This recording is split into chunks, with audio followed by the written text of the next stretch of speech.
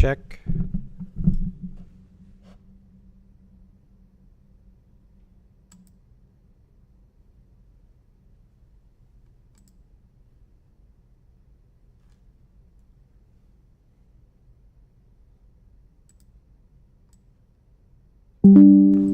Check.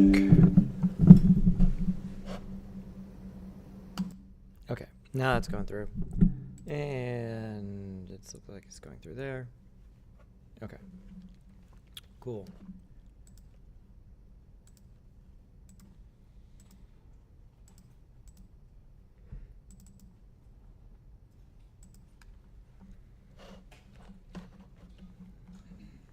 All right.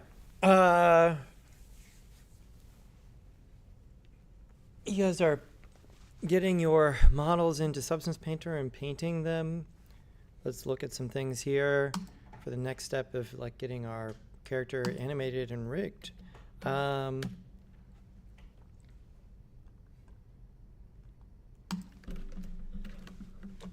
This can be really complex. We're going to try and look at some strategies to remove some of the complexity. I would highly recommend having a notebook out, perhaps, with pens and pencils and writing things down. Not for my sake, for yours. Okay, so we modeled the character, right? And then on the way to getting painted, it needs to get UV unwrapped. But here, as we're coming out, once we've modeled it and we commit to the UV unwrapping, at this point, we need to freeze our geometry, meaning that like we can't make changes from our geometry after you've UV unwrapped it. If you make changes to the geometry, you need to UV unwrap again, and essentially the process needs to come back to the beginning. And so we've sort of committed to this by tomorrow when you turn things in. From this point, it gets sent out to Substance Painter, right, where we can texture. This process is independent from the process that we'll talk about today, where we need to rig and then create controls and then animate. And then both of these things come back together. We'll go like this into Unity here, and then we sort of incorporate it into the game itself at that point. Okay, so yeah, we sort of took this route, and we'll be continuing this route while we address a lot of these concerns today, and things end up here. But they kind of end, we have two separate outputs here. From this point, once we're done here, we have a series of animations on the character. And so the sort of minimum here would be an idle, walk, run, perhaps both, and a jump. And those essentially take the form of separate FBX files, and those get loaded into Unity. Over here, coming out of Substance Painter, we have what comes out of Substance Painter is going to be the PNG textures, and so that's your your color, roughness. For some of you, pretty much just color, but we also have roughness, metallic, bump, or normal. That's all coming out of there. Those are separate PNGs that essentially get put onto a material in the game.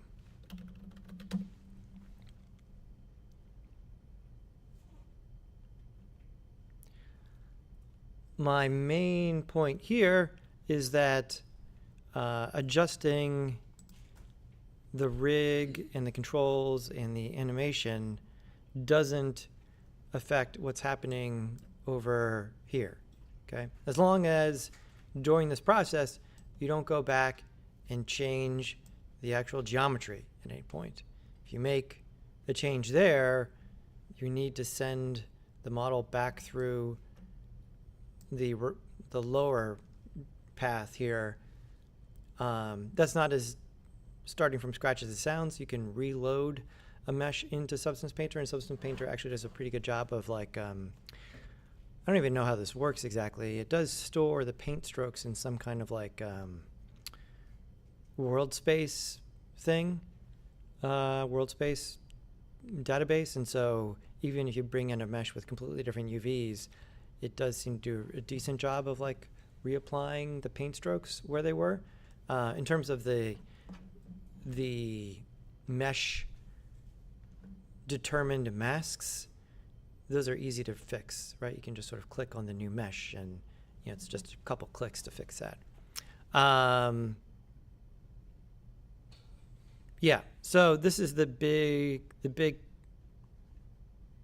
picture here, right? And today is about zooming in on this part up here. We can look at a few different things. So keep that in mind, right? We don't need to, and you shouldn't, take the textures out of Substance Painter, put them back into Blender.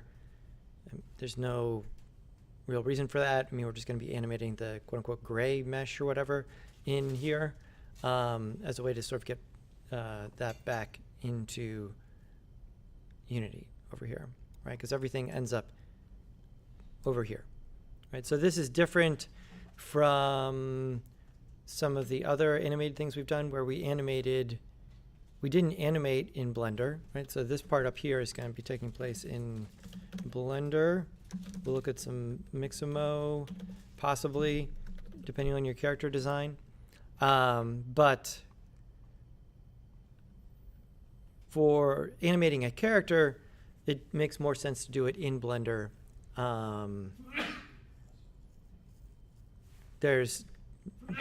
Bless you. There's tools.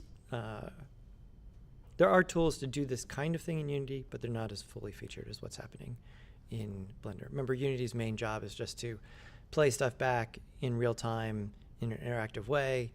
It's not necessarily a whole rigging suite there. Okay, so with that in mind, let's back it up a little bit. Lily, give me a thumbs up there that you can hear me. And let's address a few other things. So you have your mesh, and we want to animate this mesh.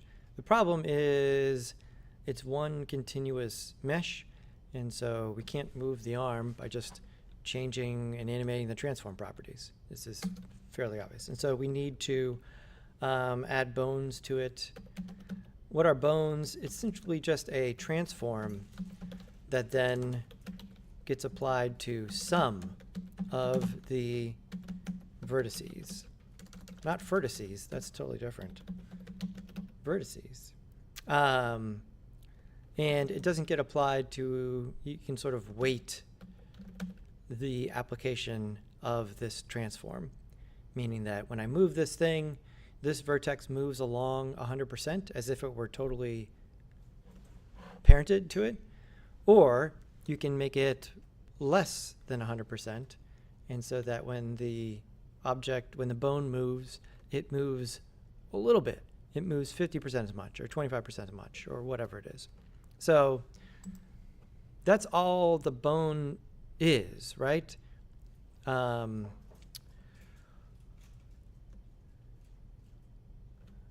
From this point forward, this is fairly simple, okay? And so I'm going to try to bring it back to this throughout the lecture here, right? Because after we do this, you've got something that will work in the sense that if you animate the bones, the mesh will deform, which is what we want, right? And if this is your first time out here, it seems like, yeah, mission accomplished. Let's call it a day here. The problem is, at this point, that depending on the complexity of your character, the bones, animating the individual bones ends up being not a great construct for doing the animation, right? When you move around, you don't think about what your forearm bones are doing. You just sort of think about where you're putting your hand. And so there's this additional level of abstraction there, right? And so that level of abstraction is essentially the controls. So a level of abstraction above the bones that then the controls are animated. And then the controls control the bones, and the bones control the vertices. So instead of thinking about rotating the upper arm, then rotating the forearm, then moving the wrist, you could have a control that sort of moves the hand and angles the hand to where you would want, and the other things compensate. This is not magic. In fact, it ends up getting really complicated. And then you can have controls for the controls. For instance, even having controls for each individual finger might be a lot. And so then you might want a meta control that just allows you to close the fist or open the fist, right? Open the hand. And once you open your mind to this, then it's clear that like, oh, like this could be turtles the whole way down here. That we could have controls, meta controls for the, what do you even call them at that point? Meta controls? Like, this can get absurdly complex, right? And so, especially in our case, where we're focusing on this one character, for a lot of you, it's the first time you've done this. How much complexity do we need? And the answer to that is just enough so that you can animate the character in the way that you want it to be animated. This is where rigging, YouTube style tutorials really break down, in that you can find umpteen examples of people using super complex systems to rig and set up controls for fairly simple characters, and the setup process becomes exponentially more complex if you're doing it right? And then it also opens the door for all of these problems that may or may not be fixable, and so we want just enough. So for some of you, it may not even make sense to go this far down the rabbit hole. For some of the very simple characters, if we just have a couple bones that we can animate, and we have something that we can move, it deforms the character, and it may make a lot of sense to call it a day at that point, in that you've got something that works. And the other part that's really obviously important here is that, do you understand what's happening? Because it's really easy to get to the point where you've done all this stuff, you followed this tutorial, but then when it comes time to actually adjust anything, it becomes totally unadjustable because you don't really understand what's happening. And the further you go down this chain in terms of controls and meta controls and all this other stuff, that gets pretty rough. So the tough part about teaching this is that this is not the same target for everybody, because we've all sort of designed slightly different characters. And so adapting some of the strategies and techniques that we talk about here for your particular character, depending on your particular needs, is what your job is here in this context. Everybody with me there? Does this make sense in terms of, this is the meta class about the class here. I'll let you know when we get to the actual class. It'll be later on, maybe towards the end. Okay, so the very basic part of it here.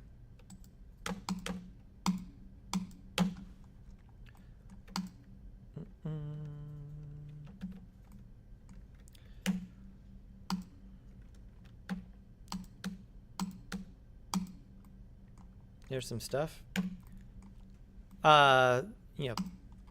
We have some sort of mesh here. And we want to deform it with bones. We'll look at it from the side here. We'll turn on X-ray. We'll tab in. Actually, we won't tab in. We'll be back in object mode. So the part of Blender that becomes really cumbersome in this process is that we've had to separate our thinking between object mode and edit mode. Once you start dealing with the bones and everything and armatures, an armature is just going to be a collection of bones of some kind. Then we have a third mode to worry about, and that's pose mode. And yeah, Blender's just modes all the way down, right? We got draw mode, pose mode, edit mode, object mode. Yeah, I mean, I appreciate what they're trying to do there. I think it'll probably get better eventually. But let's do the very, very simple version of this. So there's this. We tab it. We Shift A in object mode. And we'll create a new armature. Okay, an armature is going to be a collection of bones. And for right now, we're just going to make a single bone, like so. The important things to realize about the bones are that they have this beginning and end point. This shape of them doesn't really... I think it's more useful to mentally think of them as transforms, just kind of points in space that have influence, versus the more obvious metaphor, because of their name, of like actual bones, right? Where like the size and thickness of the bone has some sort of direct effect over the flesh of the body, right? This is pretty much for you here, right? The way the computer's treating it is a little bit separate from that. The important thing to realize here is that there is directionality. It's not symmetrical, okay? So it's pointing in this direction. So if this were a leg, we'd want to go down. And so I'm going to just sort of point this in the other direction, and then G, move it up. Also, take special note that I am in orthographic mode to be able to precisely place things as one would want to be when they're precisely placing absolutely anything. And so once I have an armature here, like so, let me just go ahead and save this example. This is super important when you're doing this kind of work, because it's definitely possible to totally destroy your model. And so saving incremental, and then also saving, let's make a new one here, having your autosave on, both of those highly recommended. So lim example, there we go, there we go. And so now if I tab in here with the armature, you'll see that I have edit mode, object mode, and our new pose mode. So what do we do in each of these? In object mode, this is where you have to be in this mode to essentially establish the relationship between the mesh and the bones, which is going to happen after the bones are set up. the bones get set up in edit mode. And then the bones get animated in pose mode.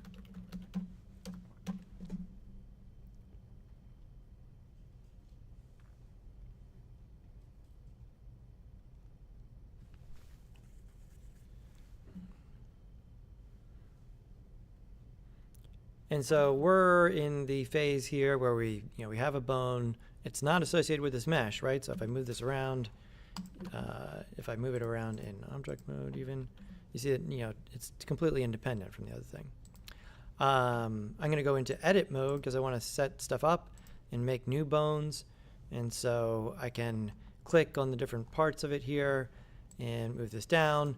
And then you can use your E key to extrude out new bones here. E, and we've got that set up. So I've got some degree of mesh and then some armature here. And I'm in edit mode, and if we look, where are these things? They're all underneath the armature up here. And so the important thing to realize as I'm doing this, as I extrude down, it's not only making a new object, but different from just making a new object with mesh objects, is that it is building the hierarchy here. So if you're using the extrude when you use it. Now, I'm not going to rotate any of these to demonstrate that because that's something I want to do in pose mode, right? Now, if I'm in pose and I move these things, or rotate them as the case may be here, you can see that the chain goes down, pointed in that direction, and when I move the top one, they all come along for the ride, just like regular parented objects here in this case.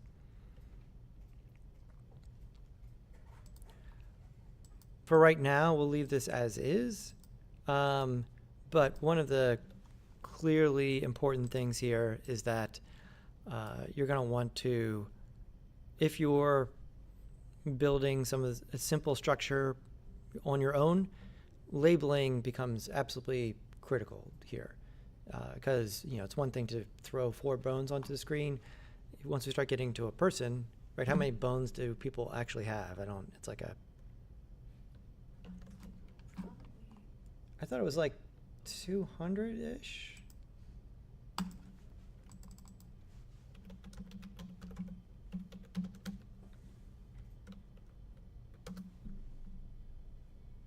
$206, pretty good. Pretty good. I win via Price is Right rules, right? Closest without going over, right? Has anyone seen The Price is Right? I've heard people reference Price is Right. All right, so we've got bones, we got the thing. How do we associate it? Parent in Blender, this is going to be parenting. So just like all the parenting procedures in Blender, let's go back to object mode. The order in which you click on things matters, and so you want the bones selected. You want the armature selected last. So this process, Blender doesn't use this phrase very much, but this is the one to bind the bones to the mesh. And in Blender, that essentially is going to be parenting. And we can automatically assign these with automatic weights. And so Blender refers to it as parenting with automatic weights. And so if you click, shift click, control P, we get this more complex parenting submenu. And we're going to do this one for now. Now, looks like the mesh went away. It did not go away. It's just merely now a child of the armature.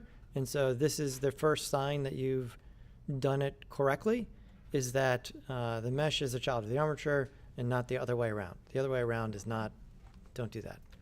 Control Z and step back. And so now if I select the armature and then I go into pose mode, remember you can't go into pose mode unless you have the armature selected in object mode first. So that ends up being a pain point later on.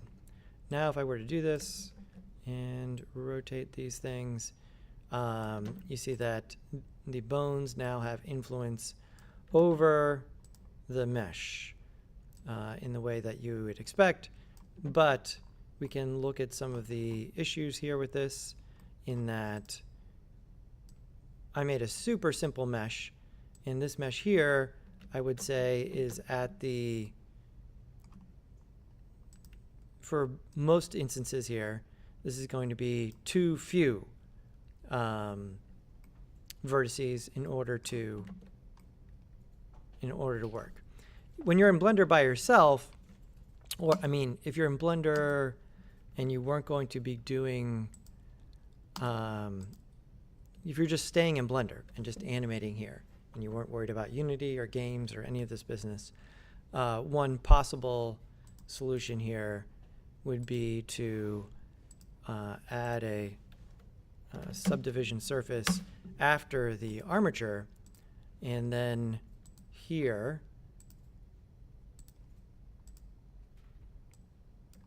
now it does some subdividing after I move things around here.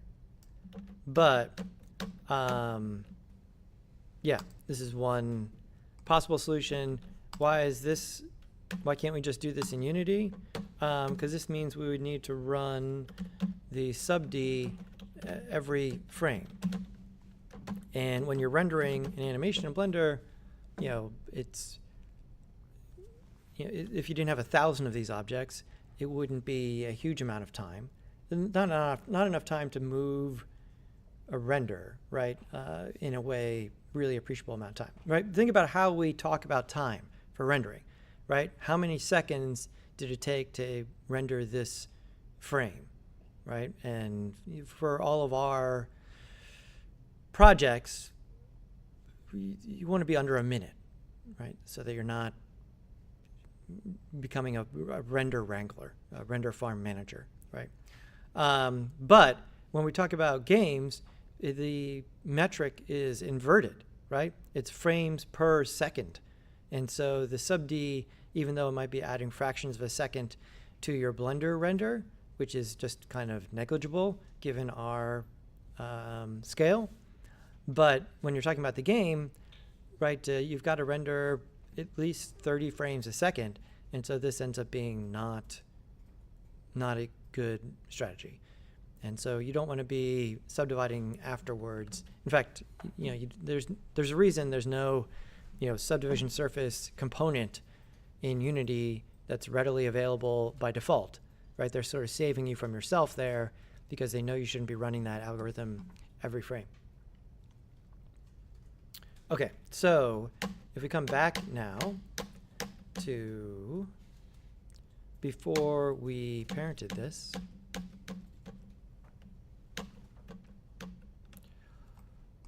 and we want a more desirable result, we would subdivide now, right? Again, by this point, you should already, that's why we spent a lot of time talking about QRemeshify and remeshing and density last week, right?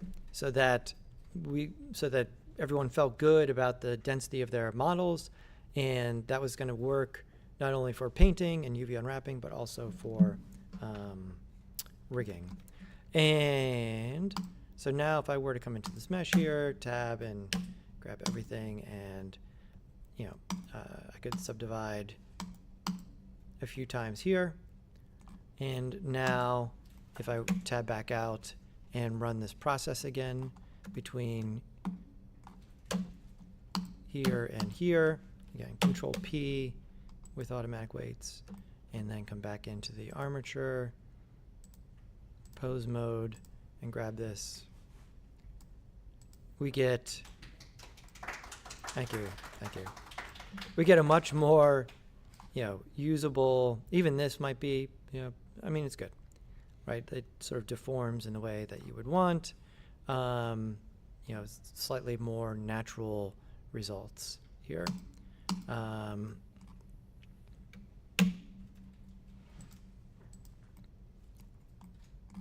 Notice that when we go to edit mode, the bones snap back to their edit mode position, right? So the animation or repositioning that's happening in pose mode is separate from what's going on with the positioning in edit mode, right? And so for instance, in edit mode, if I were to adjust some of the bone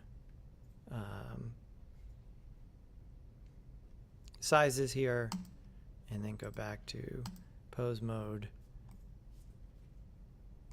things will get adjusted there somewhat, depending if we ran the automatic weights or not.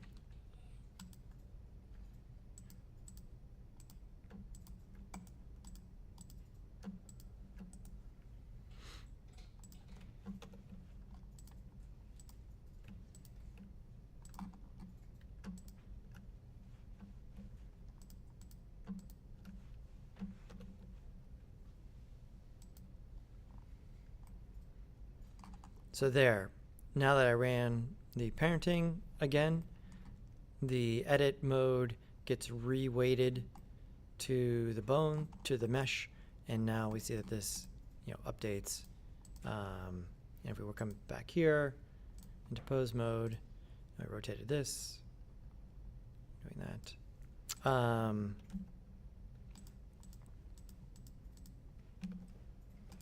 By default, the bones are not going to move, just the root bones will move. And so these are all rotating here, like this.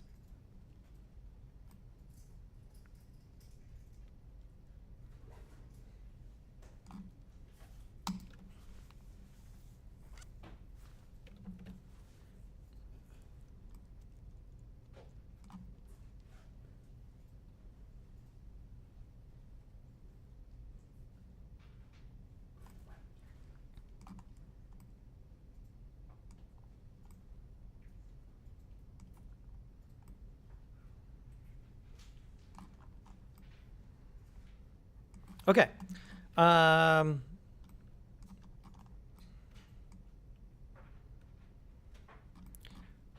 Once we're in pose mode here, without going the next step and having controls for these bones are objects like any other objects that can get keyframes on them. And so if we were to go into automatic keying here by turning on the automatic key button,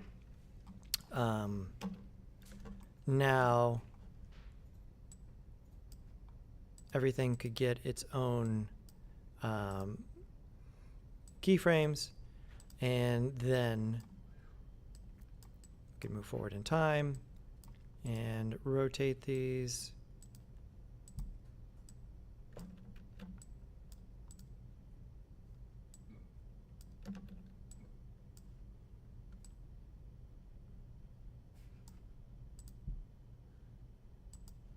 And if I were to unfold over here, we would see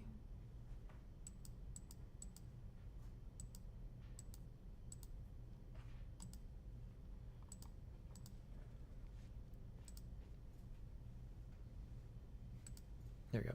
And I want to see all the bones have keyframes. The thing that is kind of confusing here is that the keyframes for animating the bones are not here in the object. They're down here in the bone.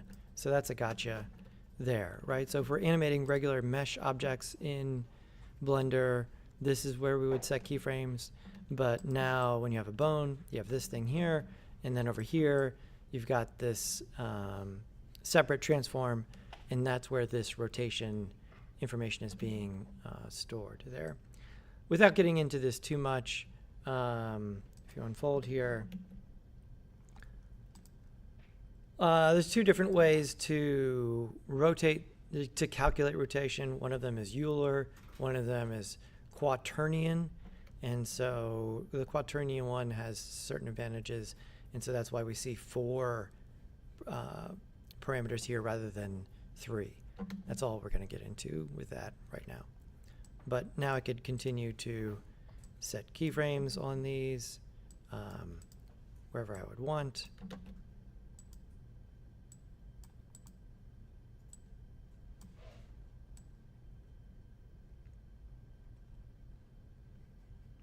And then this could be exported to Unity. So when this gets exported to Unity, it does, the bones do come through, right? So it's not, it doesn't get baked down at that point, right? So this is important. An FBX file, you know, obviously contains a mesh, right? We've done this a bunch of times, but it contains a lot of other stuff. It's the UV map, it's bones, right? Bones are not particular to Blender or Maya or anything. It's like a part of the overall standard. And then it also contains the animation. And so when we take advantage of exporting the character from Blender to Unity, the FBX file that we export is going to have, you know, all 3 of those things in it.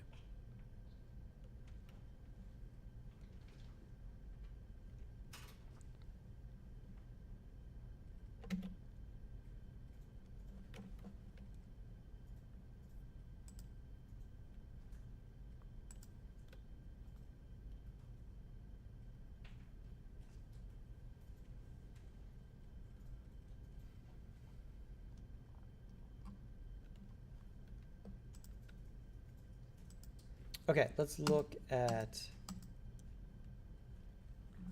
a more complex example.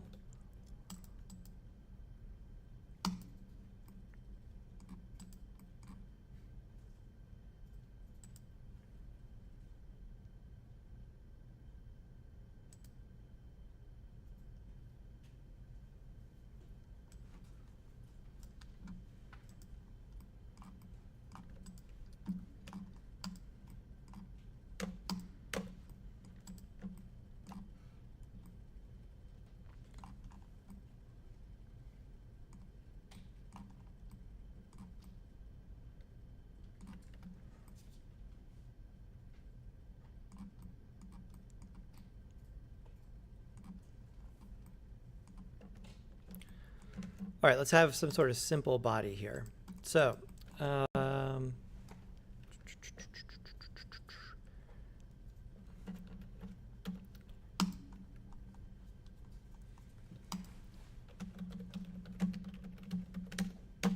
stubby characters.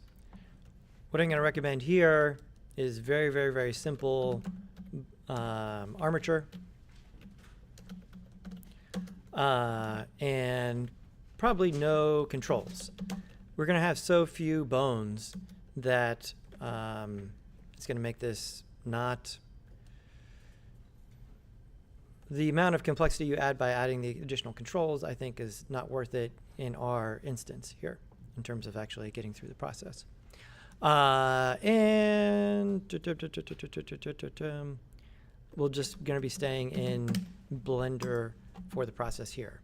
So let's get some sort of very simple setup.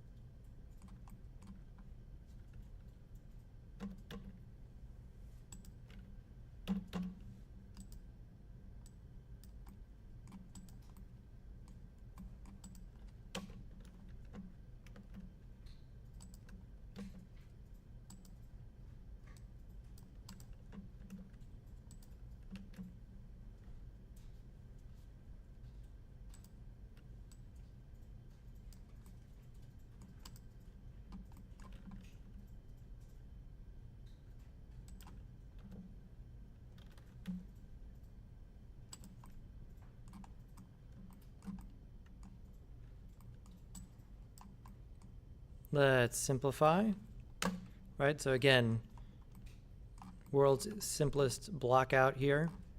We want to bring everything together. And so we are going to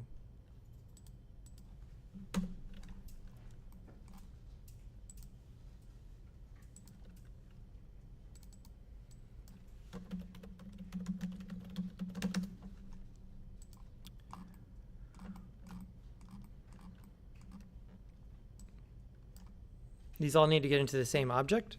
So we'll Control J and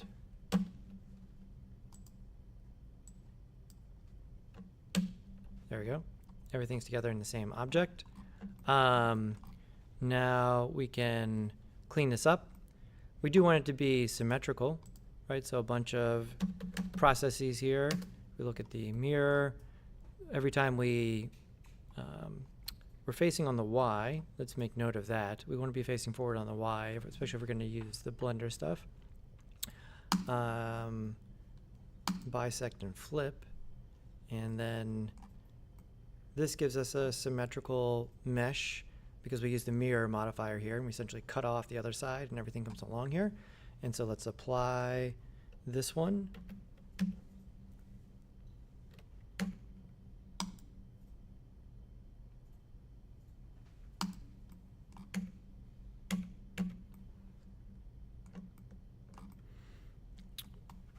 And so we have enough topology here, but not there. And so depending on what we want to do, you know, a subdivision surface to smooth things out, or our Q remeshify here, if we run this once on it, sort of distribute this a little bit better. Now we get equally distributed topology, which is, you know, what we want in this case.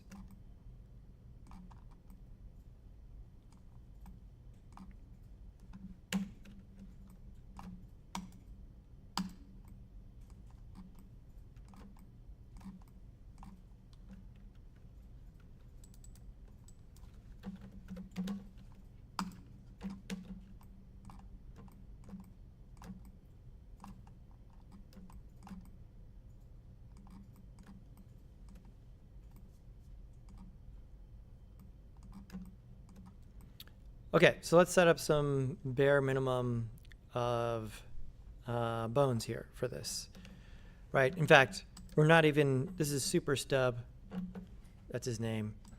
SuperStub doesn't have elbows or knees, right? Just sort of flaps around like a, neither elbows nor knees. Just, yeah. So we need to, we've got, the mesh is good because we have relatively evenly distributed topology, mostly quads. All of these things will deform well. Actually, the one thing here, I could either split it apart and run the mirror again, or I could step back here. And this would be one instance where in the Q remeshify, I do want it to be symmetrical. And so let's run that again.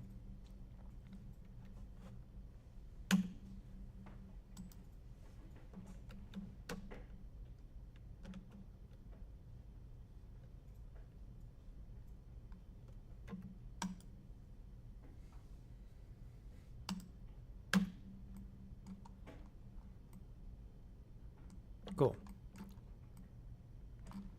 All right, now let's go ahead and build our armature. And like I'm saying, this is probably a good workflow for simple characters. Once we get much beyond Stubbs level complexity, we'll look at some other options here. But let's go ahead and make a new armature. Let's pay attention to the direction of the bone. Turn on this.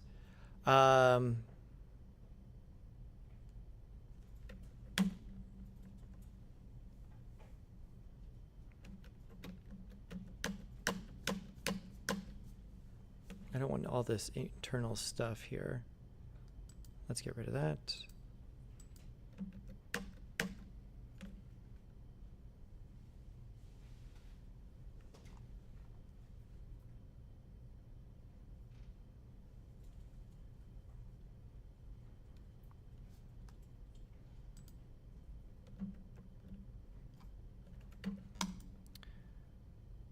Convert to mesh.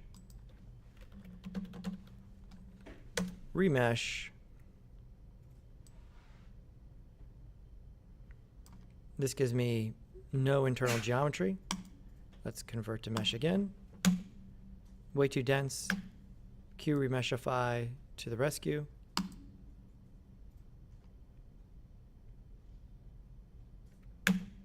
There we go. No internal geometry. Our remesh could use some work there before bringing it in, but let's go with this for now. Great. So now we don't have any internal geometry. We're good. Let's start with our armature.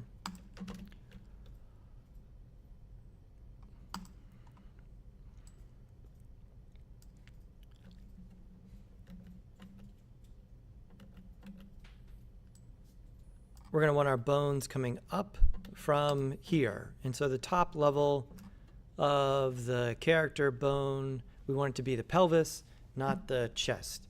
It seems like everything kind of comes out from here, but usually it's better to have the pelvis be the center point. And so here, let's keep this as simple as possible. Let's tab into edit mode. And so we'll go E up to here. In fact, I'm going to go ahead and turn on grid snapping to sort of keep everything straight here. Since my character was mirrored, that works pretty well. And we can be, when we're in edit mode here, we can tell it to be symmetrical. We're not looking at this right now. Symmetrical on the X. And so when that happens, if we go out,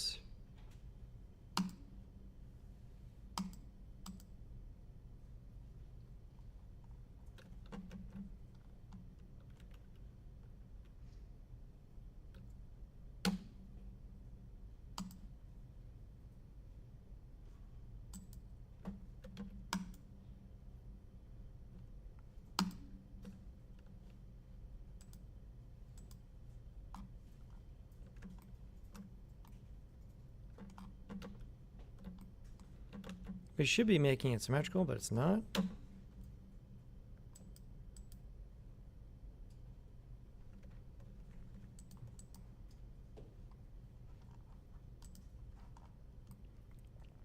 We're on the right axis. We've got that set up.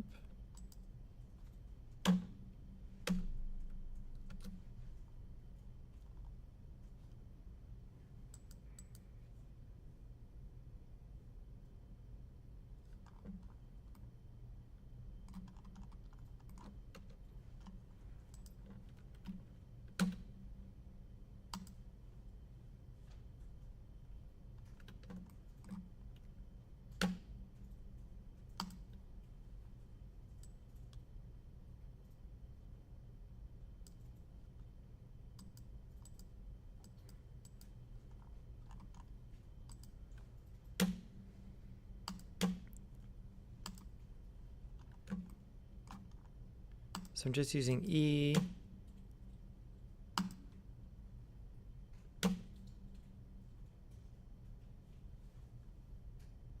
And maybe turning off the snap here.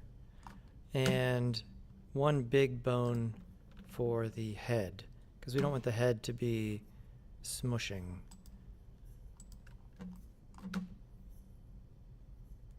And I'm going out past the end a little bit.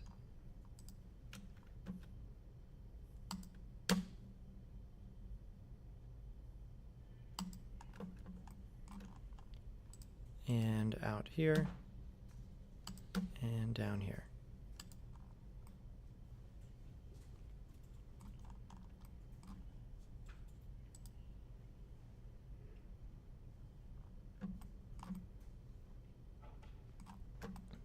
Okay. So far, so good. Now, let's look at what we got. Let's save incremental.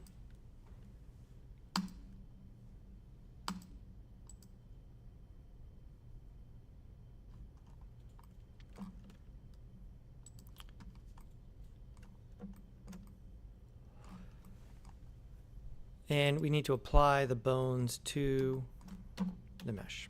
So let's grab this. Back to object mode for parenting. And Control P. Actually, before we do this, let's just set up some names here first.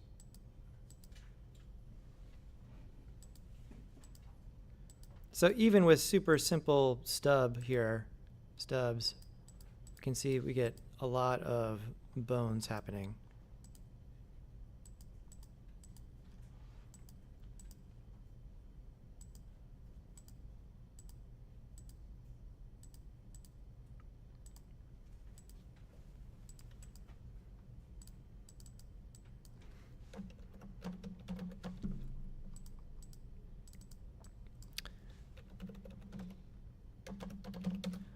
I'm trying not to have spaces in the names. This would be the character's left shoulder, left arm,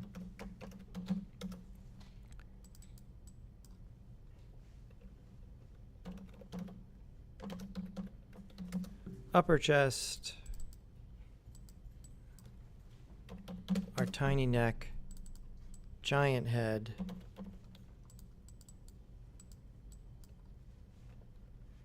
right shoulder, and right arm, and over here,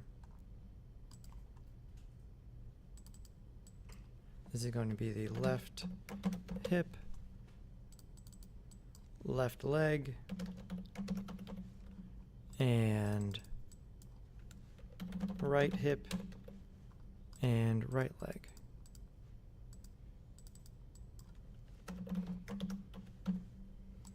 And let's save that.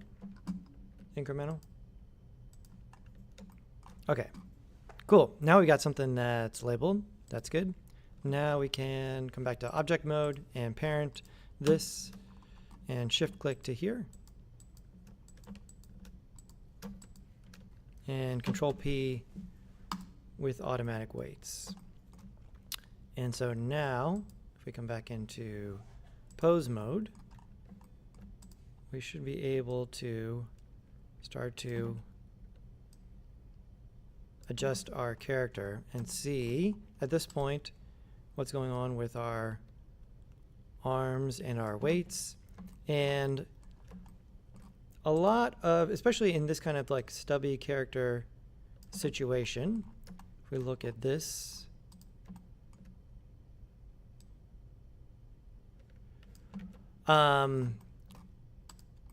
for adjusting our weights for the whole character, I think there's a lot to be done here by just making some minor adjustments to the bones before weighting, without having to open up the entire world of weight painting here. So for instance, like I'm happy with the head. That's pretty good. And the arms look okay right now. Again, there wouldn't be any of this sort of flexible deforming without having remeshed with more topology. Down here, maybe this is moving too much of the hips and the rest of this when I move this around. And so let's step back once here and adjust some of the bones here, and then see if we can get a little bit more isolation of what's happening with the leg.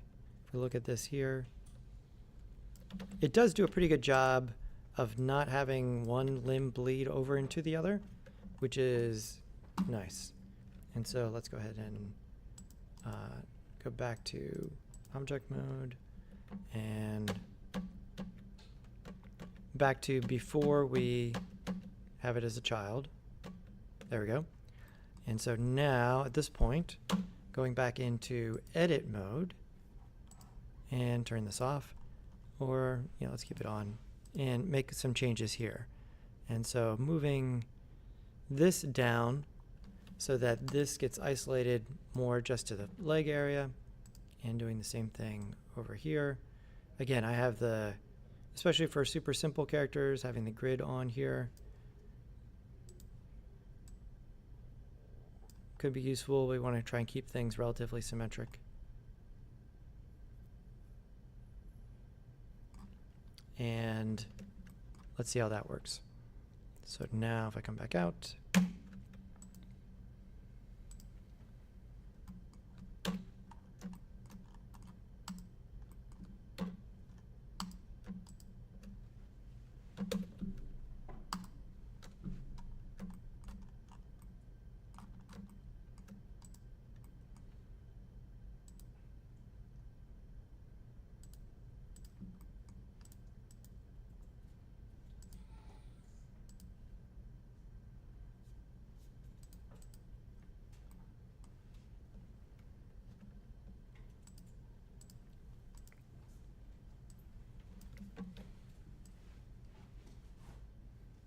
so this gets a little bit less into the body.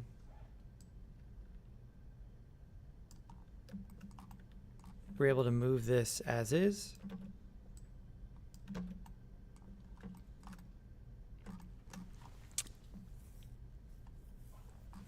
Still a little bit too much here, and so let's look at some of it. We don't want to be scaling our bones. That's not a great idea. We can look at some of what's going on with the weight painting. But we did some adjustment here by moving this a little bit further down and then reparenting in our case.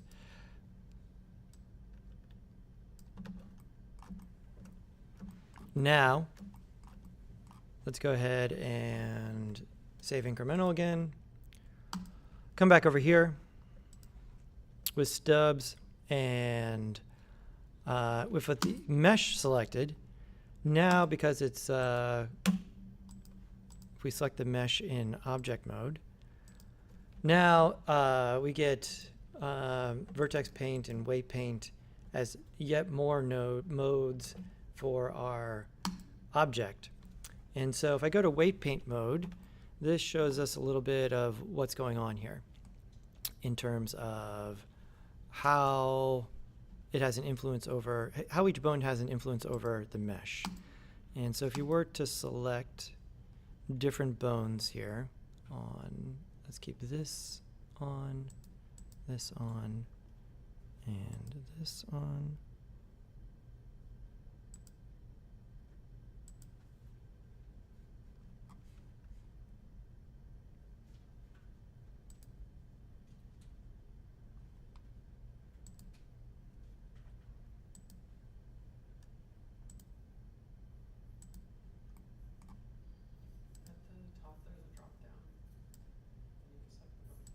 Yeah, okay.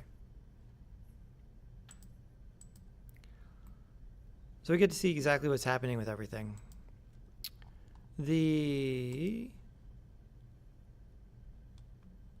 other thing we want to make sure we have on here is our normalization for when we're painting.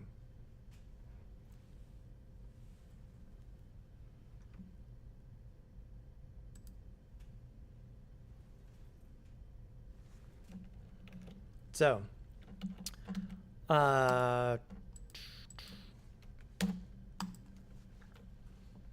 each bone has influence. This is a percentage. And the basic idea here is that once you start getting in here and adjusting this kind of thing, you can end up in a situation where you have more than 100%. This is undesirable, creates a bunch of issues. And so normalizing here sort of saves you from yourself in that it, if things do get painted so that you've signed more than a total of 100%, it smushes it back down to 100% so that you don't end up in that situation. So the normalize all here is going to be important, especially once we're done, to move some stuff around. So for instance, with our stuff up here, up at the top, let's look at the leg, right? And so we want to get rid of some of the leg's influence up here. And we have 1 means that we want to increase the influence, and 0 would be decrease the influence. So if I put it up at 1 and paint, I'm painting red in here, meaning I'm giving this leg bone more control, right? This left leg, more control over this. If I move it down to 0 and start painting, I'm erasing this. F makes the brush bigger, just like our sculpting brush controls. So that's useful. And that allows us to, get rid of some of this. We don't want this up here or over here. And then we'll look at the leg again and see how that's working. You got to get this set before doing any of the animation, just like you need to get the UV set before you start dealing with the painting in this case. And so once we would adjust this, then we can run our, let's see here.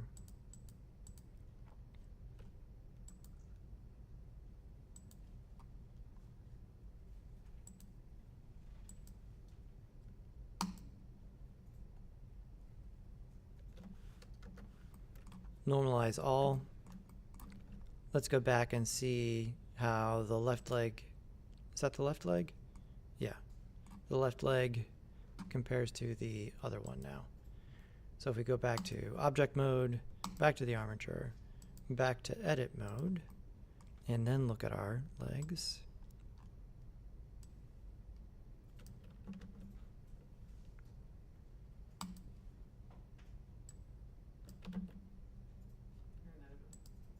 Pose mode is what I meant to say.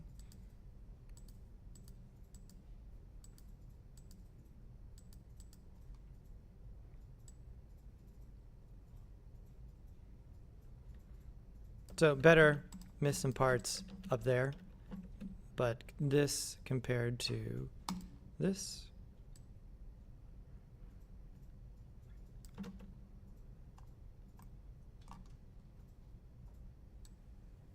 Well, it looks like this one got adjusted a little bit as well, which is strange. Unless I had the symmetry on while I was painting, which I don't think I did, but I'd have to look. If we come back here,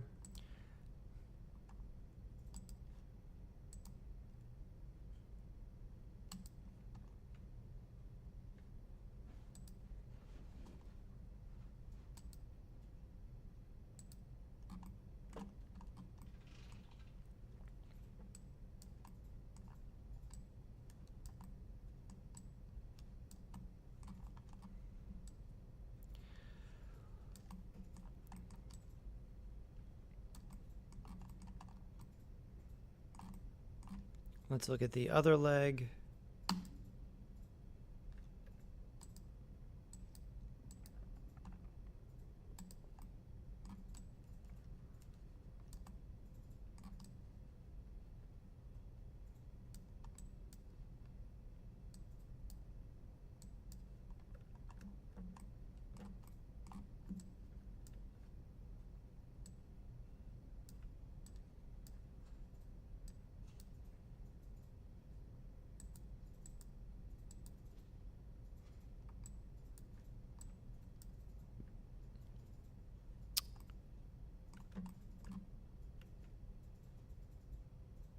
We have our right leg. We're in weight paint mode.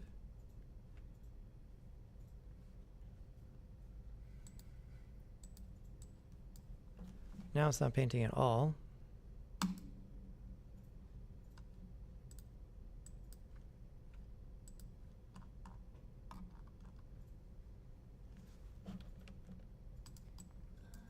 selecting the armature, not the mesh.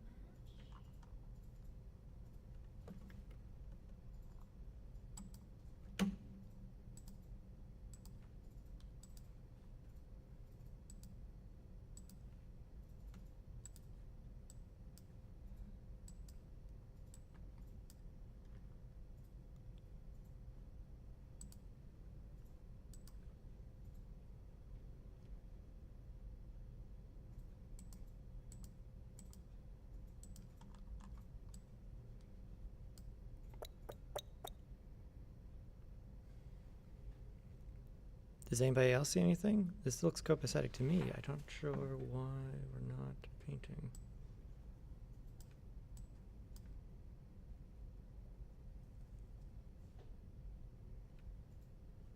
Is it locked?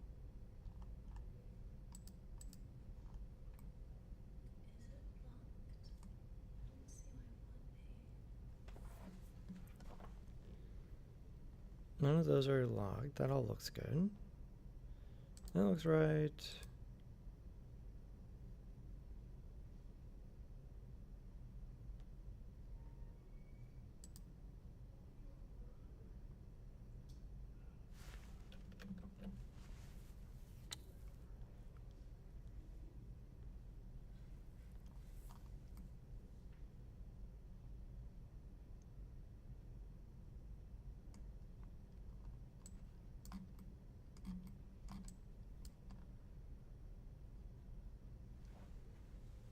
I'm gonna try and reopen it. Let's save incremental.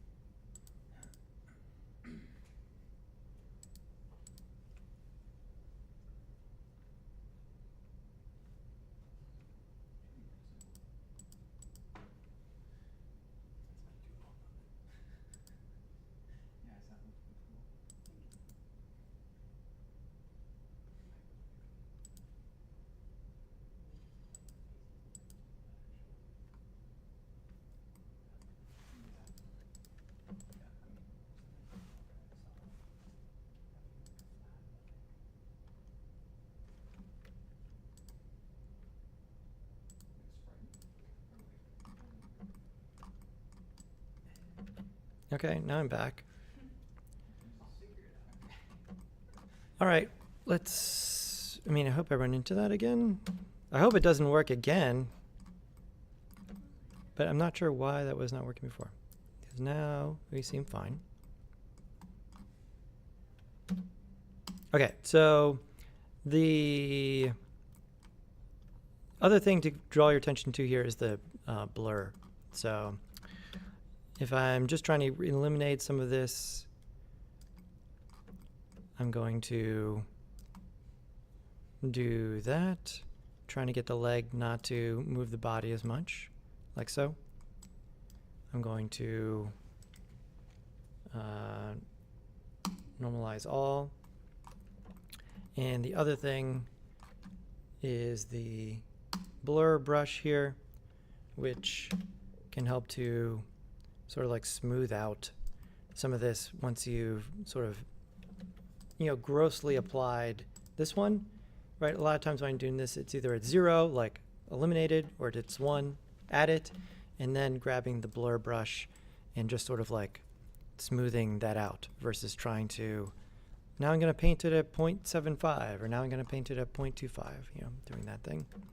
And so now if we come back out to here, to here, to here, to here, get less of the body moving. If we look over here, we have more of the body moving, right?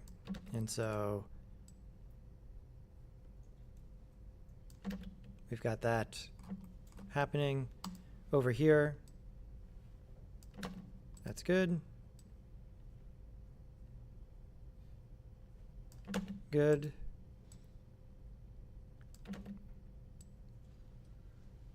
Good.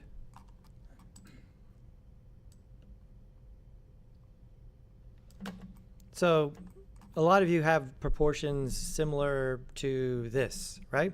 And so this is, again, at this point, would I go through and make separate controls for all of this, right? So some of you may have done Rigify before, where you make a rig, and that's then you have to use that as the meta rig for another rig where it creates the bones. It's just a lot. Whereas now you have something that's sort of like directly editable. You know where things are. Let's see if we can just get if we come back to the mesh here, the other thing I wanted to look at was, let's go back to object, select, and weight paint, and again, symmetrical on the X for the different bones.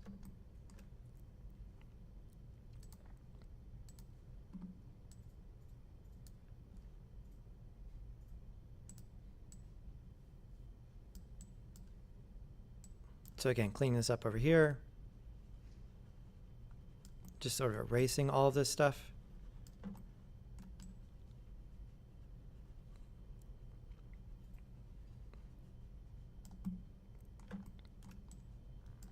Having some sort of big brush here helps in not missing those tiny little spots that we talked about before. And then, being too aggressive here, I don't think is bad in this case. Let's try and make it so it doesn't move the body at all here.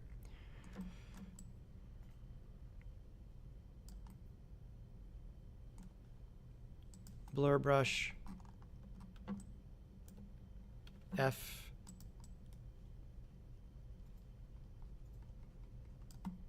sort of smoothing this, working just like the sculpting brushes. And then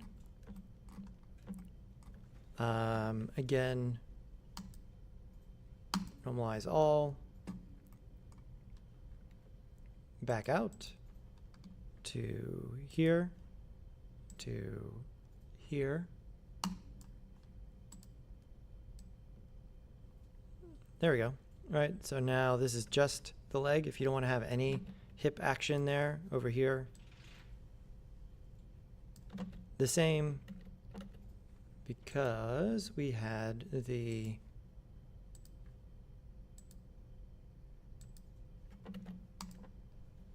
that was on. And so now if we look at this one or this one, they both got the same treatment there, right? So symmetrification is definitely the word of what happened there. We symmetricized the weight painting. But that normalize all is super important. Like as soon as you do anything with the weight painting, just come over here and run normalize all afterwards so that everything gets bounced out there. If you're dumping a ton of time into this, then it might be worth stepping back and reconfiguring where the bones are, reconfiguring how many bones there are, all of that sort of thing. Whereas, this can really get pretty, it can become a huge time sink depending on what you're doing with the whole thing. So yeah, a very simple stubs character. And then, at this point, so we can just look at the entire process, let's go ahead and save incremental and do super simple stub cycle. That's when you walk, but you're stubby.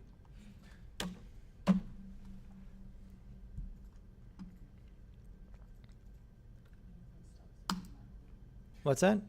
Stubbs does a cartwheel. I'm not animating that. He doesn't have that kind of flexibility. I don't think his arms could even get over his head. He can hear you. I'm sorry. Have some respect.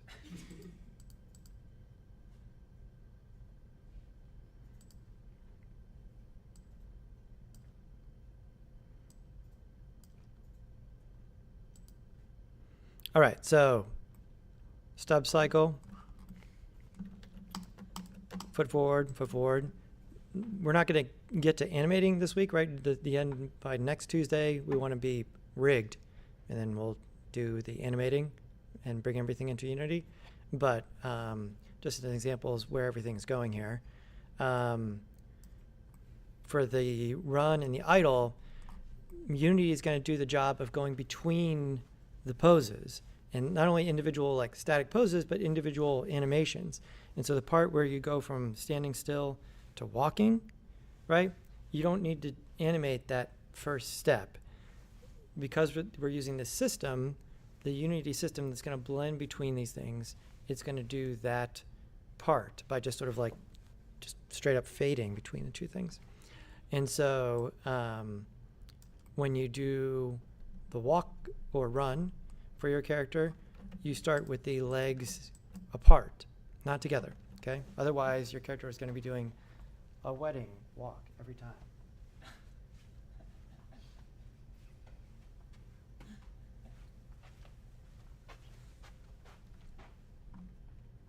And so here, we will go here and here.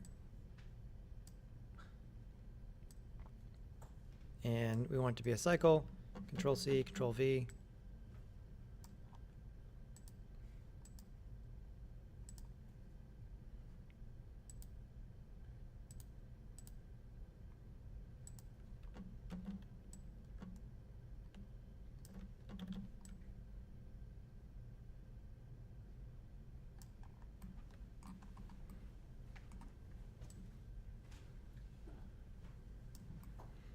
When the opposite arm goes forward, when this is forward, and so here, let's have this down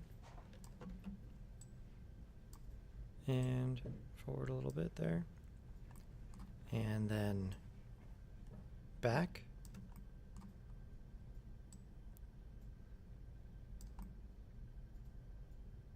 And then always trying to complete it by Control C, Control V.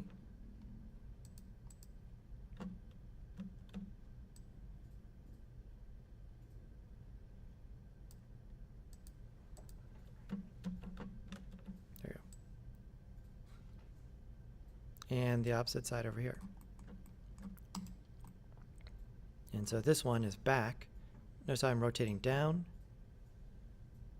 and back, and then forward, and then back to the original. So I get something that repeats seamlessly. It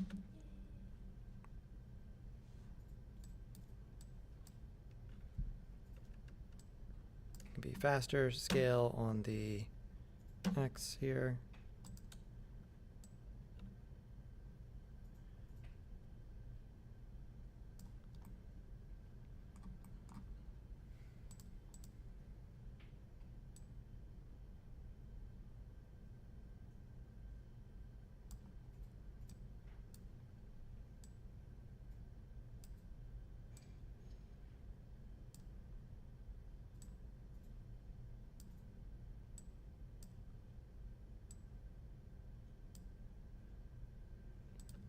And always grabbing the first keyframe, pasting it there. So notice how this wave is twice as fast as these here, right? So the body leaning forward with each step, right? But, you know, without knees or elbows here, this is like the most pared down version of this. And then it could be even more with the head here. And so here,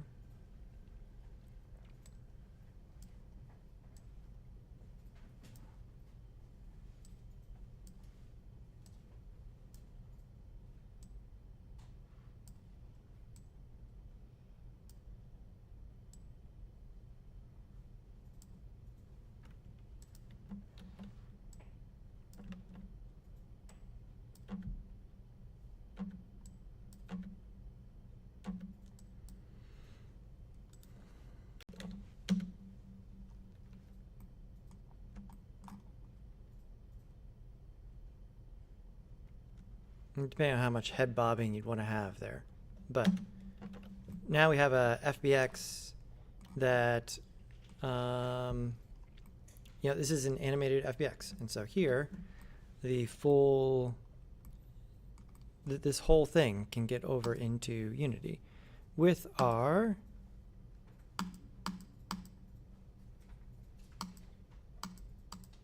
export.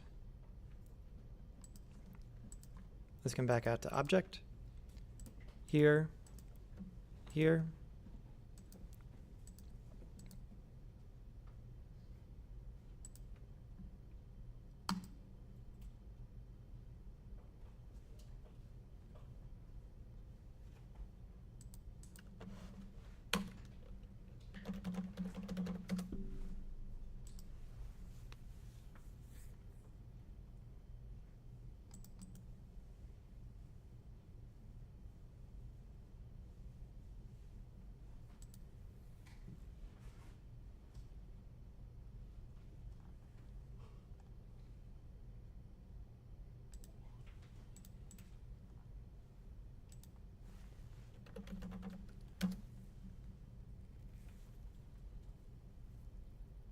And we'll let Unity launch. But we've got something that works for our stubby character, okay? But you can see the level of complexity even for, you know, literally 1, 2, 3, 4, 5, like 6 primitive character, right? Super stubby here, right? And so a couple things I saw coming in, I think, Adrian, you had one where you put fingers on everything, and I would say get rid of those, right?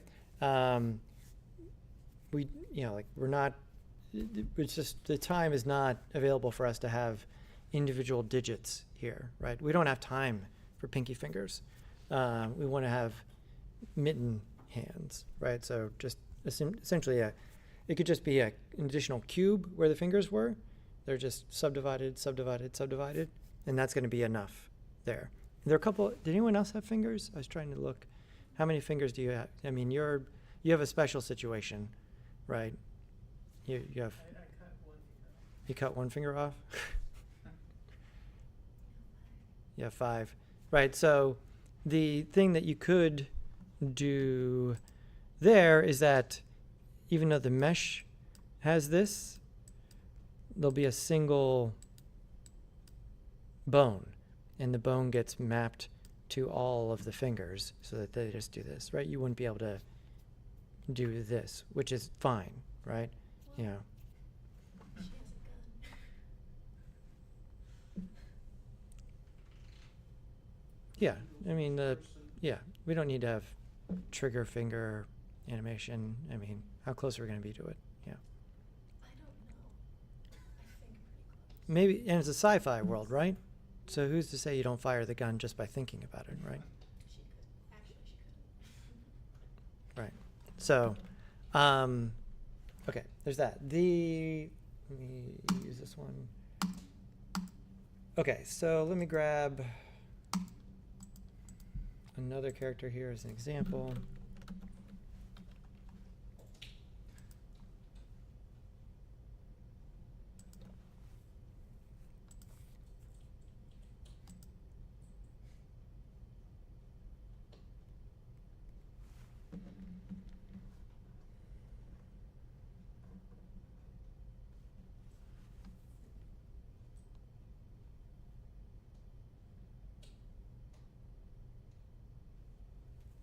And another option here is using Mixamo stuff, but not for the animations, just for the rigging part. Actually, can I get to canvas yet? Absolutely not. Okay.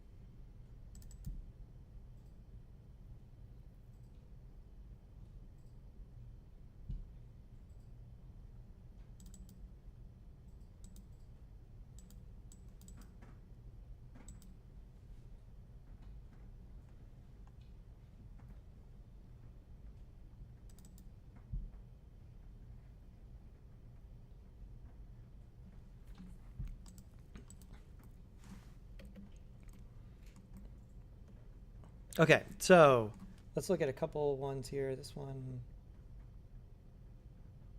razor.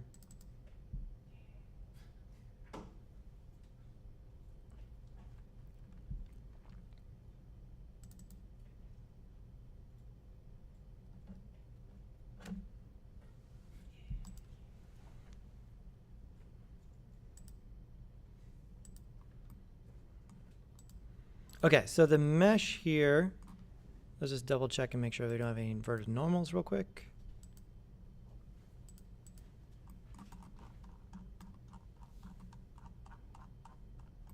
Okay, and this is all one mesh object. There we go. So let's see how this works. So what's Mixamo going to do for us here? One, there's a couple parts of this. We haven't done this at all in this class, right? Have we? Mixamo? No. Okay. So,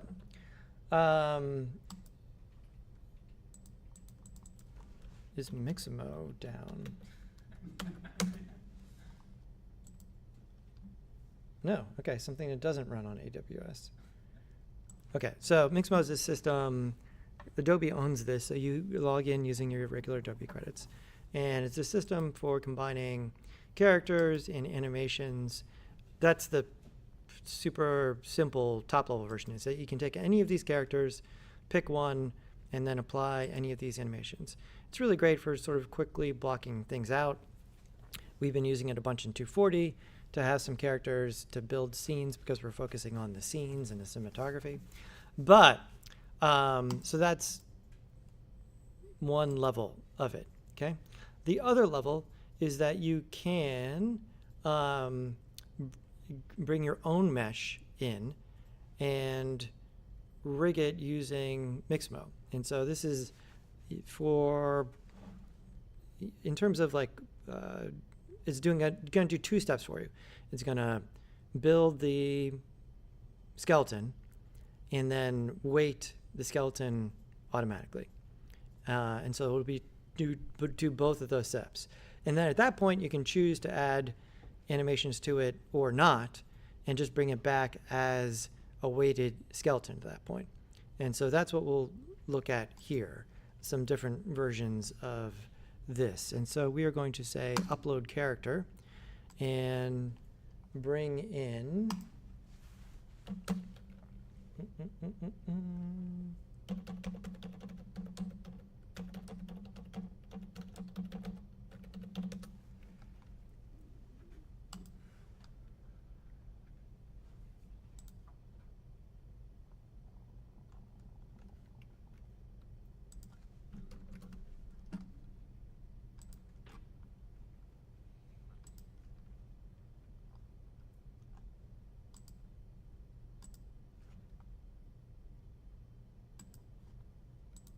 we're going to bring in Landon's example.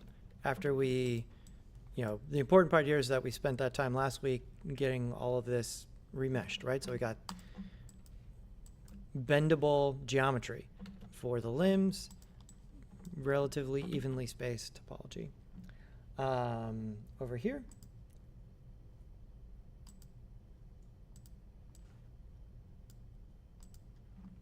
there we go. We'll use our delivery kit thing to export this. So it doesn't seem to stick on this one for some reason. Here.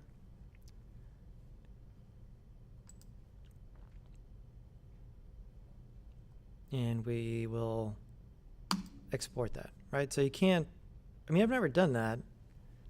I don't think it'll let you just upload a blend file. No. Okay. And so now over here, I'll drag in the Buggle FBX.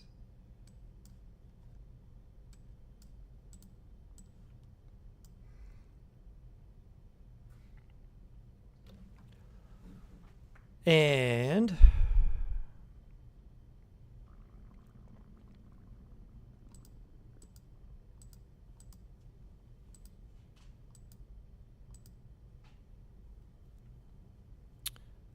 let's get him oriented. And yeah, so this gets boiled down to, this will be interesting here to see how this goes with this character, sort of like not quite normal body, but we may have something that saves us a lot of time in terms of the rigging process, right? And so here, you know, it seems like we're fairly close to having someone get to this level of automation for using Rigify, which would be great, but it's not quite there yet.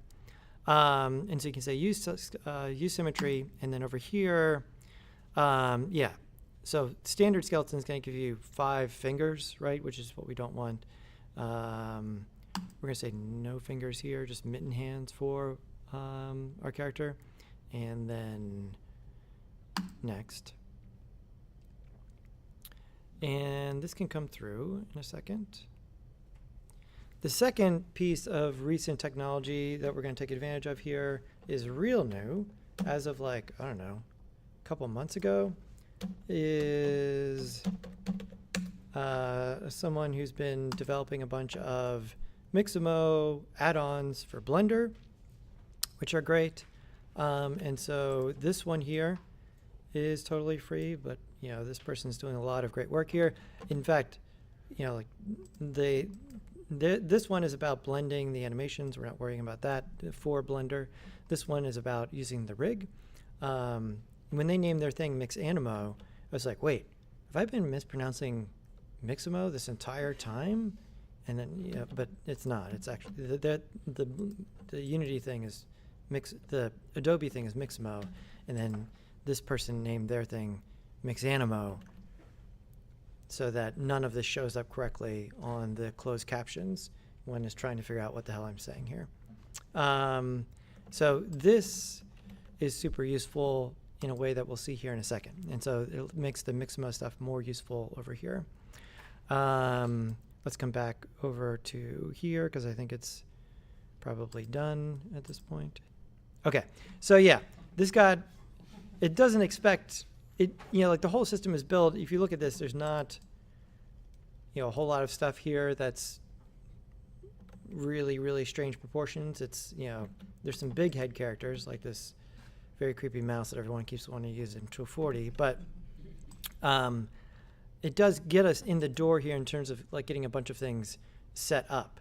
And so even if we don't end up using the weight painting, it does set up the entire skeleton for you, which is a significant time saving. And so we can go to next here, next, and yeah. And so this is the valuable part. Now, we would not want to apply an animation here. We would just want to bring it down as is. And so if we download this,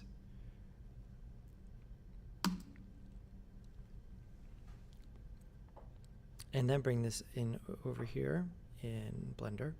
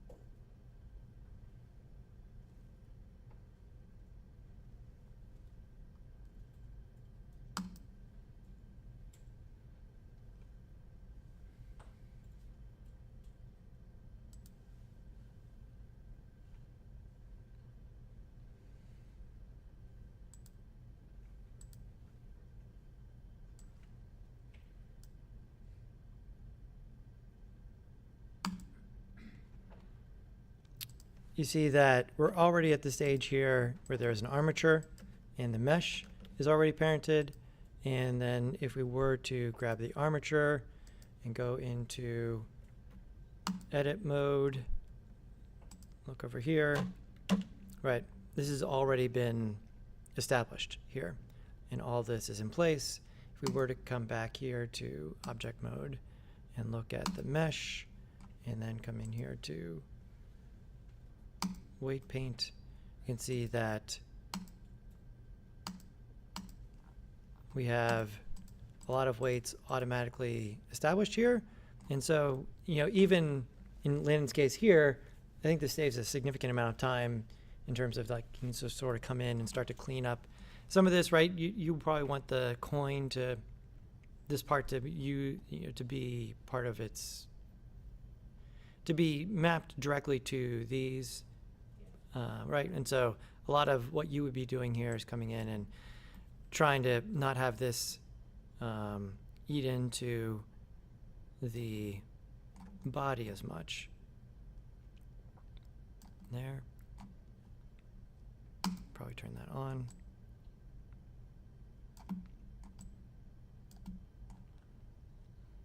So there's the left leg, right upper leg, and could be looking at the arms. Right, so the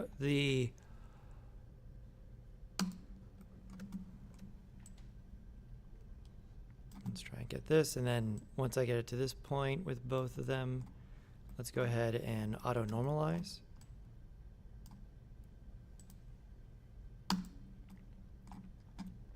And then come back out.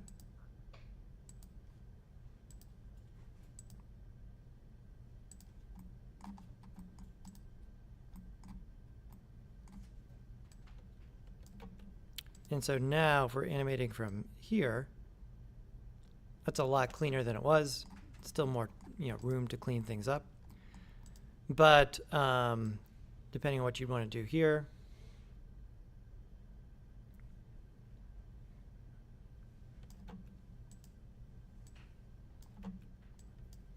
and how much movement you want to have in the body itself. Then the next part here, if we save incremental, the mix animo. Okay, so this is just, okay, so the Mixamo team, right, the one that we're interested in here is this one, the Mixamo rig, okay? And so if we bring something in like this, we can animate the bones, but once we start to getting to this level of complexity, there's some issues here, right? You could just animate the bones just like we did for Stubbs, but this is not Stubbs, right? This you know, Buggle has elbows and knees. He needs to move his knees, right? And so down here under Mixamo, let's make sure we have this selected. And if we say create, oh, let's go back to object mode. There we go.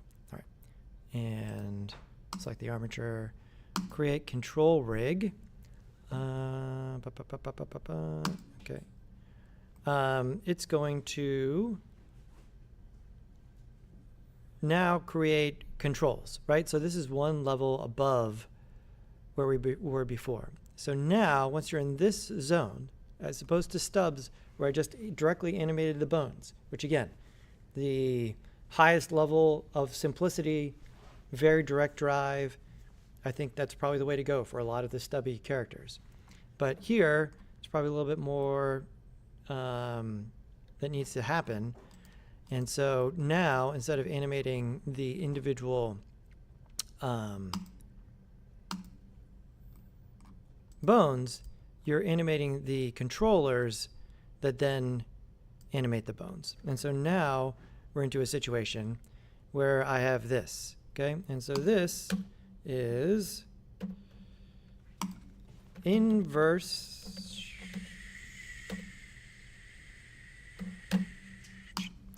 Inverse kinematics. A lot of flubbing of this word. Let's try and get this right. Not kinematics, not kinetics, kinematics is what we're after here, right?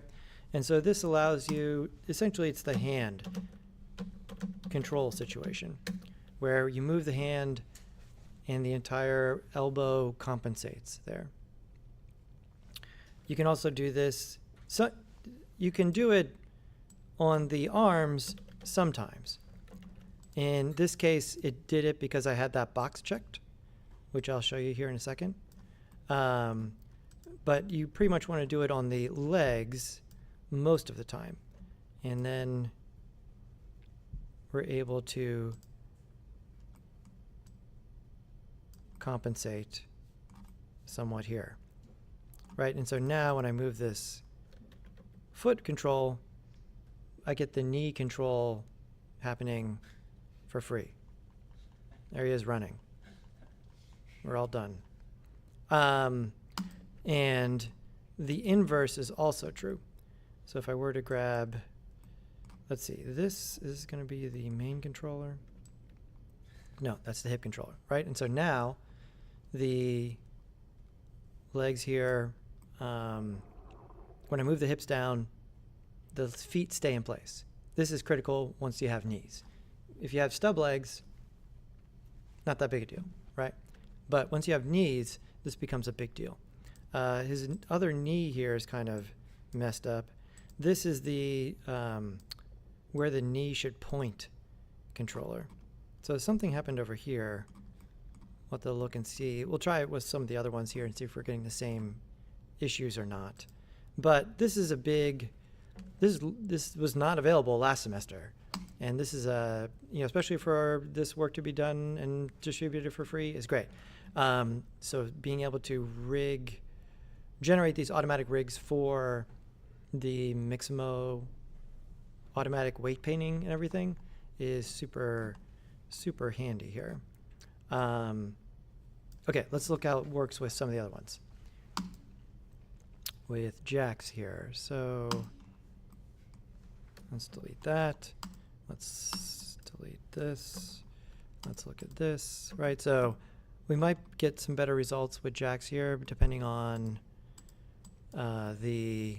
we're definitely more regular proportional human proportions. Let's go ahead and Control J, all of that. And so this is the sailor. And we will use a series of Blender add-ons to make our work. This is where a lot of the Blender add-on work is happening, to just save you a whole lot of clicks here. So let's export this with our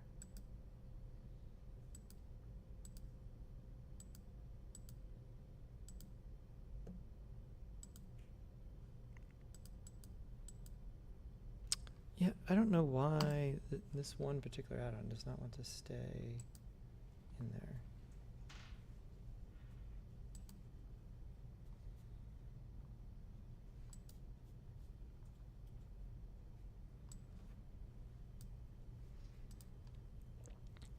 There we go.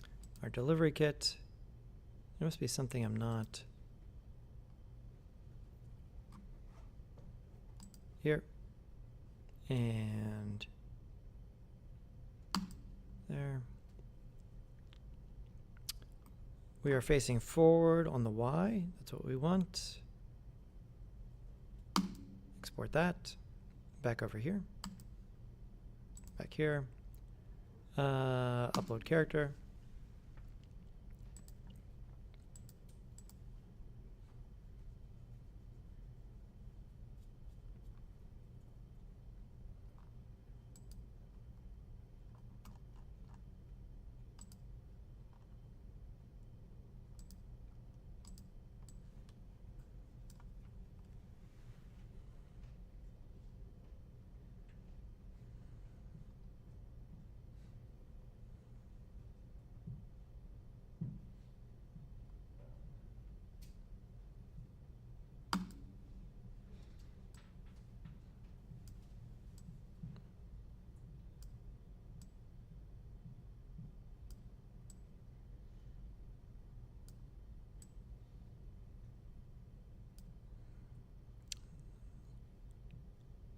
And the character is symmetrical. There we go. Let it do its thing. He's being kind. I forgot to see if you need to apply scale before we even brought it up there.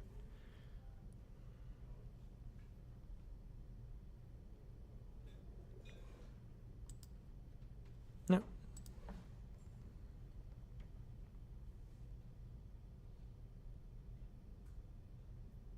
And so this animation is not applied. It's just sort of there as a, did something terrible happen? Not like in the game, just like to the rigging. Yeah, so especially if you're, humanish proportions here, this is pretty good. And so now, yeah. And so we can bring this down.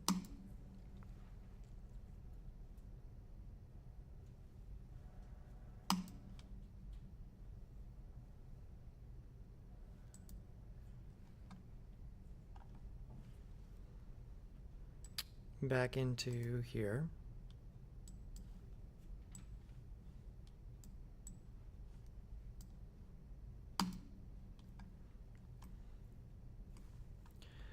And with the object selected, create control rig now, right? Inverse kinematics is always abbreviated IK. Is do we want to have IK for both the arms and the legs? And in this case, let's say no arms, just for the legs. And we'll have the rig now. And we were to go into the pose mode to access the controllers here. There we go.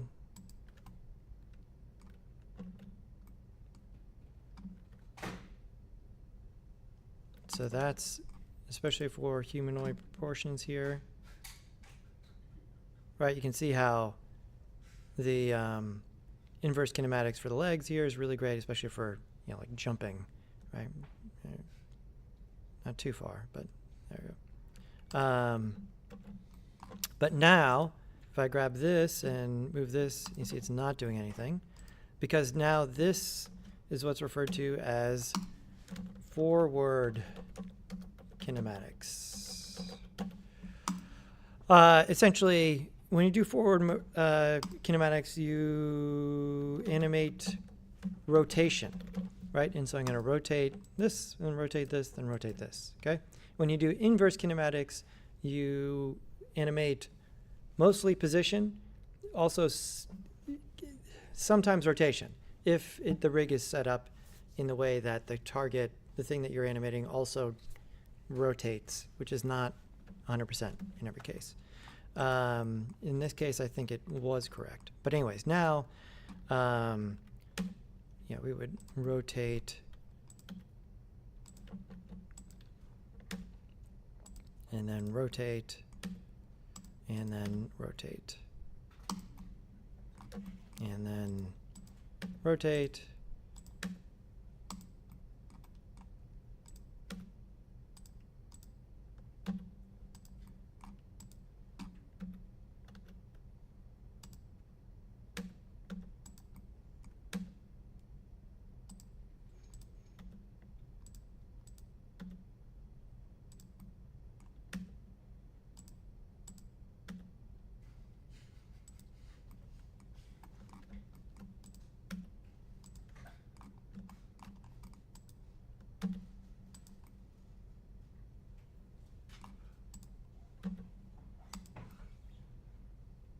Right, so these two things in combination, this is really great, right? Especially for some sort of reasonable proportion, like very humanoid proportions here, really great results right out of the box. I wonder why Landon's one leg was totally spun around like that. We'll have to look at it in a second. It could be I just did too much of that random flipping it around before we did the application there. But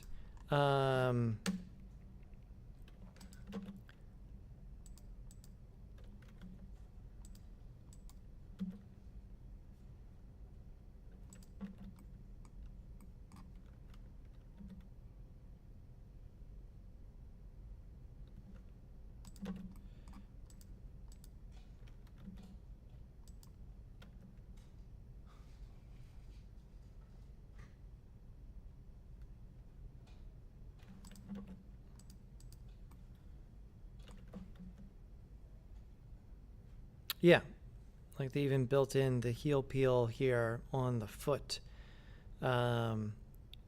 which is really pretty nice that this is all there, right? So to be able to rig fairly quickly like that and have it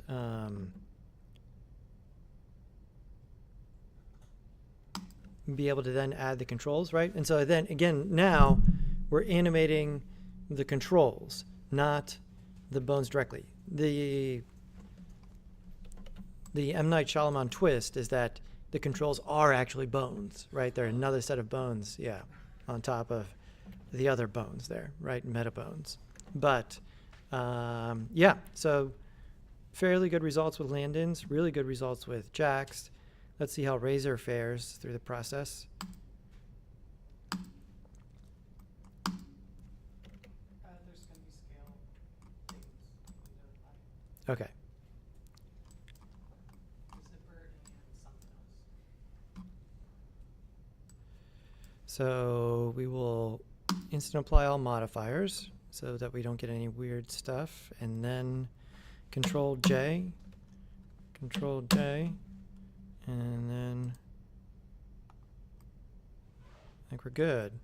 Alt G. Let's get our anchor point reasonable here. So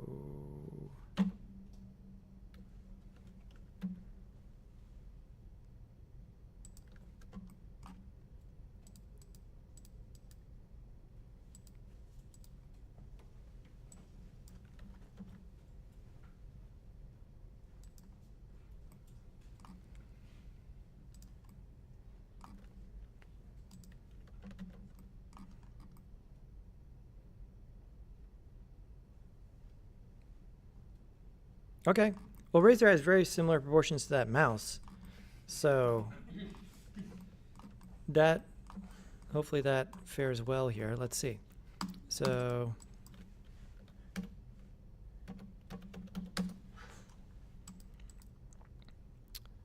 let's once again import that add-on. There we go. Okay.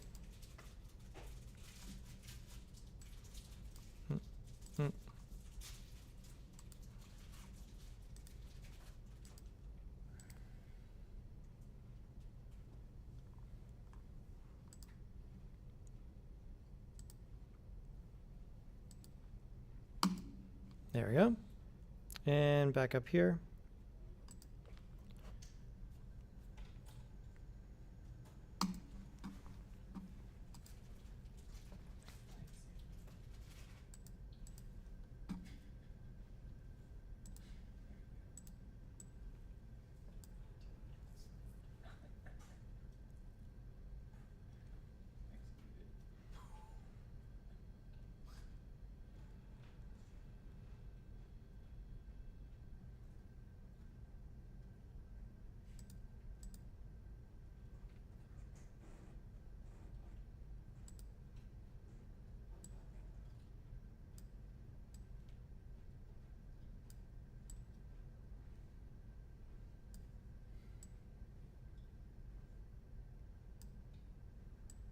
And the very awkward groin placement.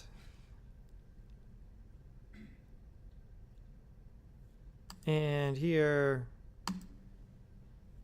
let's see how well it does with 3 fingers. And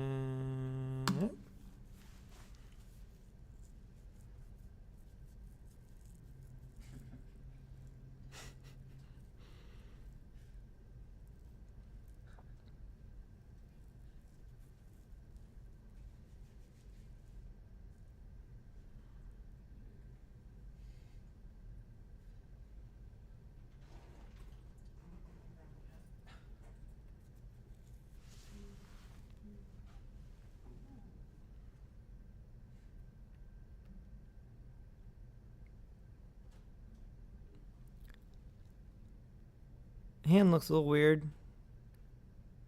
Let's see here.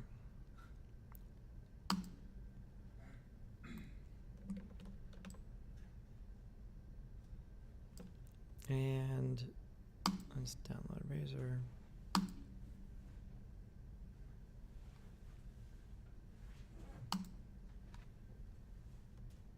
And bring back in over here.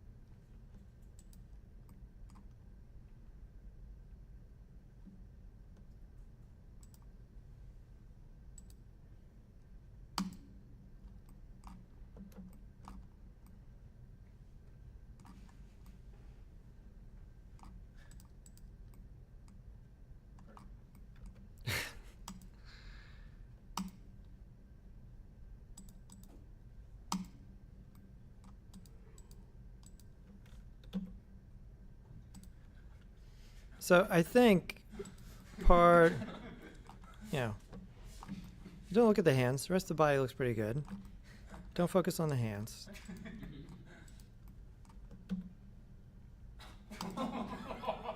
So I think having to flip Razor around in that first window there, I think is probably responsible for a lot of this. Let's see.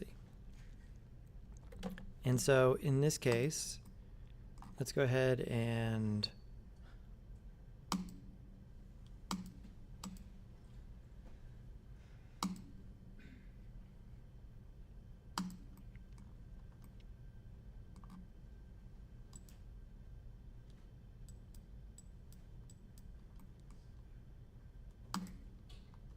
I'm going to rotate this correctly and then tab back out and Alt G, Alt R and Control A.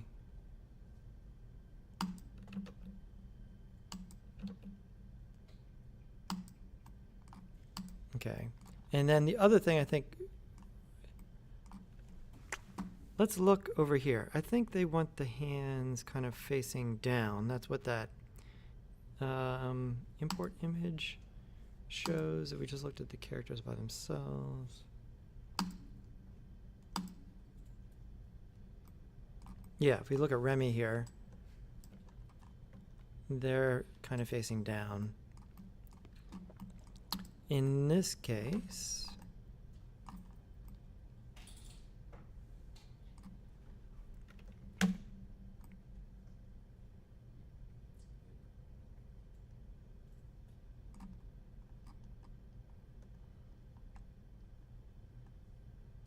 it's also kind of like a fat hand itself there, like I'm not fat shaming the hand, I'm just like perhaps moving some of that back. But if we were to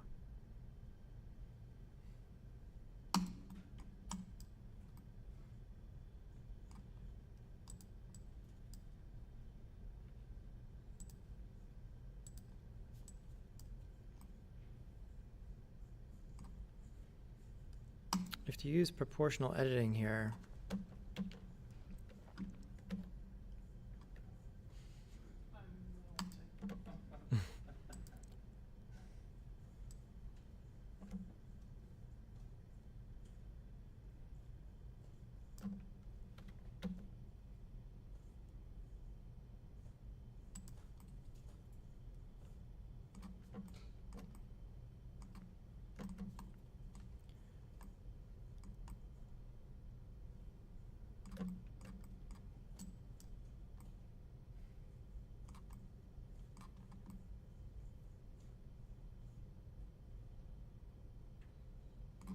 this still doesn't have any modifiers on it, does it? No, you twisted the hands. I thought I just had the one over here. You have the symmetry checked. Oh, thank you. All right. And so if I do this,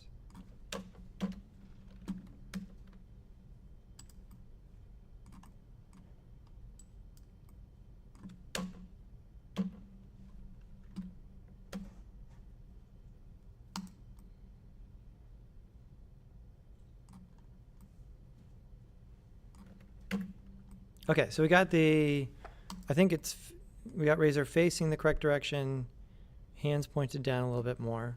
Let's see if we get slightly better results. We'll save incremental. What's that? Razor's always been a problem child.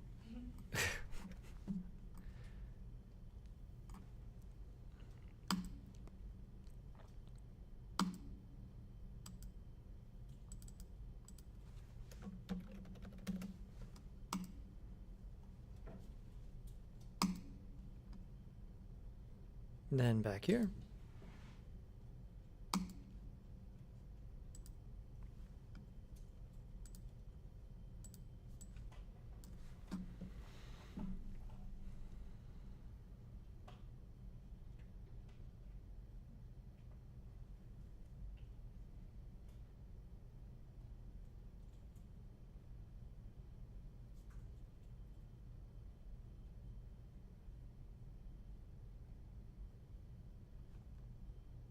See, it looked like we had everything correctly organized there. What is our deal?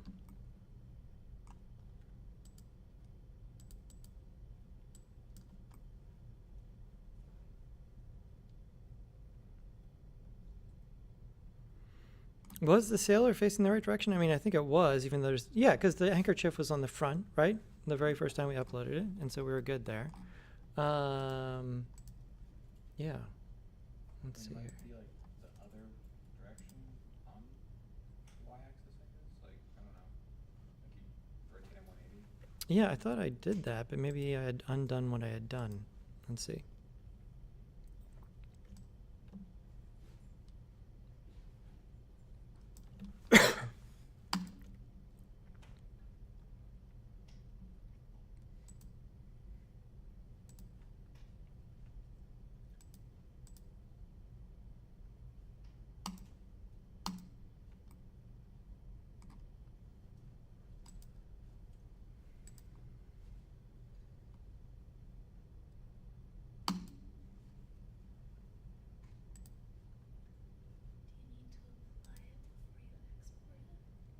I think that's what I did that undid it last time. But let's check. Maybe. Let's do it one more time.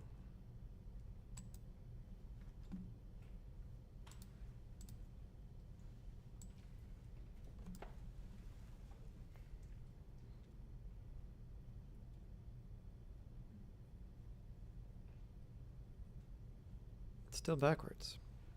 Let's apply it.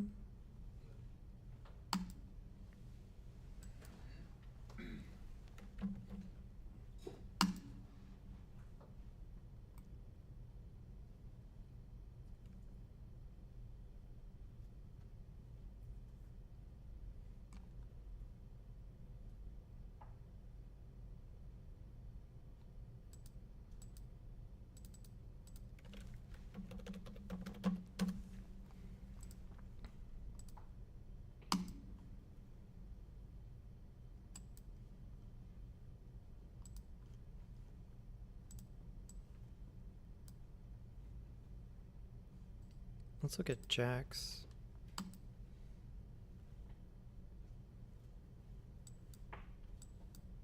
So here's the sailor that we actually uploaded.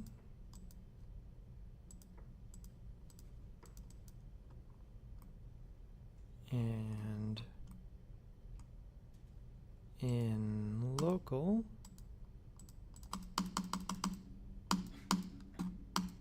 there we go. That's backwards.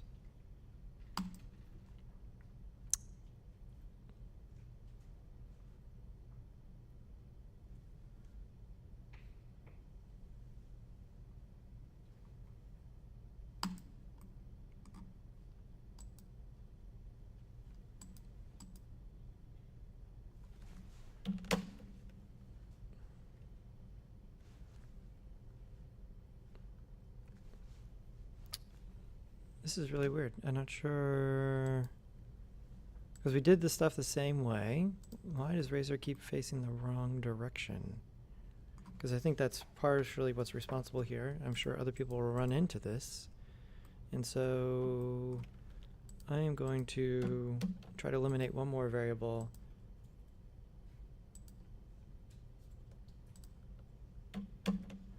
And copy and paste Razor into a blank file.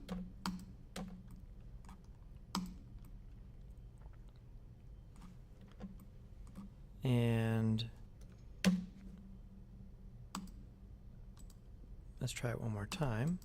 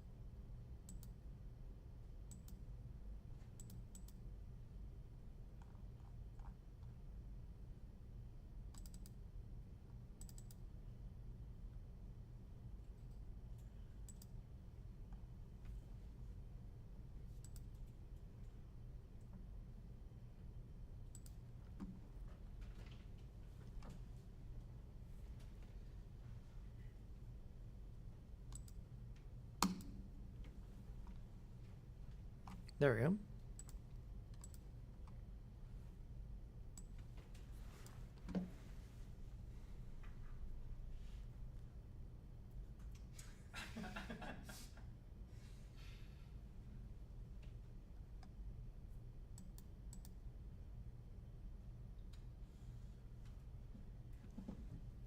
Just so I'm not driving myself crazy.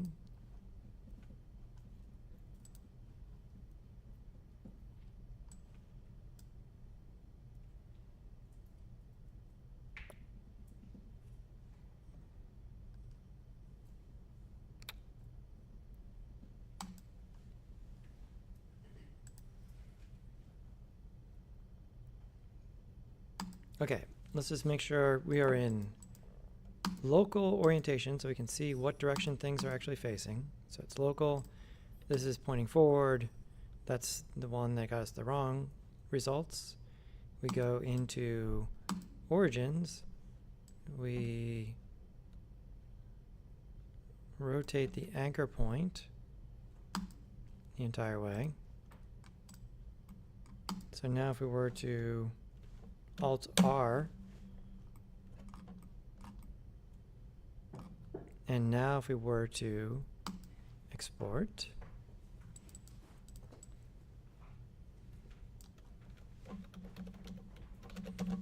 turn around. Do it.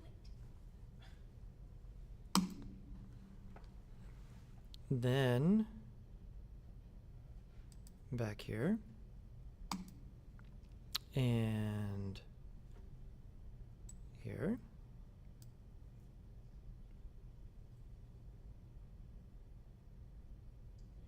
Okay. So I don't know if that really deserves applause. Like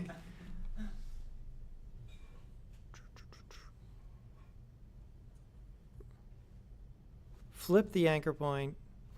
So we want to make sure that your character,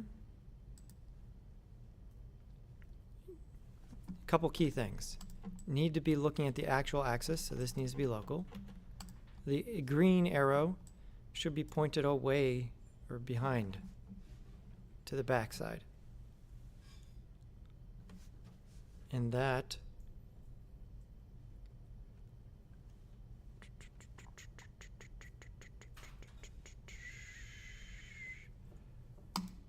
is there an easier way to see positive and negative y in the world? Because that may have been it. We were facing the wrong direction in the world, and it doesn't look at the local, it just looks at the world coordinates. Does anybody use that? On orthographic view, it'll say which Y you're looking at. On This is Gamma. in the top right, right? Yeah, A little top right. gizmo in the top right. Yeah. So click on the green on the right. There? Yeah, I get my rights and lefts mixed up on the left. Oh, okay. Negative y. Yeah, so if you click on that, let's say that you're looking at negative y. Okay, and this is world here. So you want, this combination. Character facing this way, positive y in that direction. That should be the correct thing. Let's just confirm that that's what Jax is. Yes. Yeah. So even though the anchor point's not great, not that critical here, this arrow's pointed backwards, character's pointed this way, that has y right there. Okay, cool. And so let's see if the other thing here is like Razor doesn't have much of a bend in the knee, but let's see if that usually, I feel like it's done, like neither did Jax, neither did the Sailor. So now that we're facing the right direction, let's see if we're much better off here.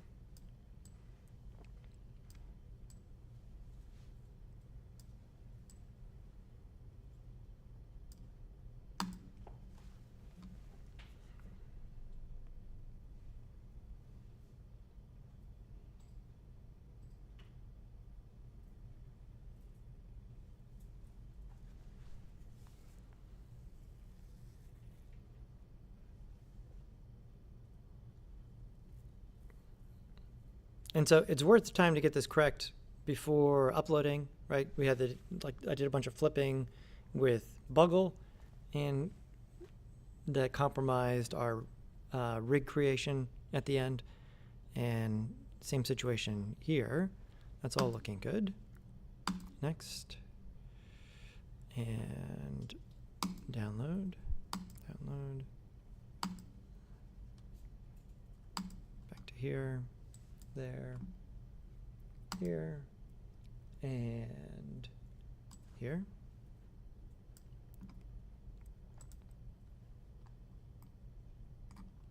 There we go. And here.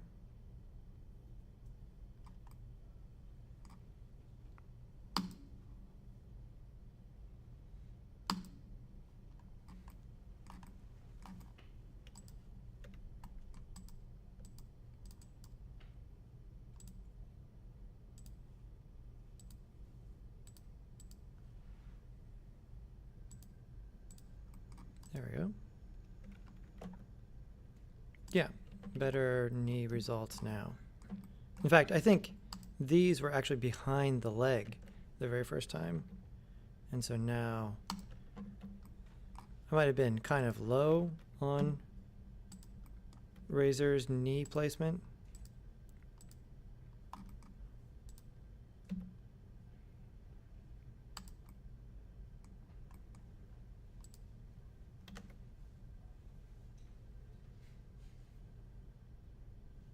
And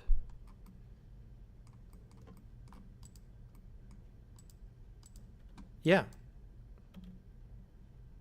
this is better hand results as well here. And so now if you, I mean, we all know what's coming here, right?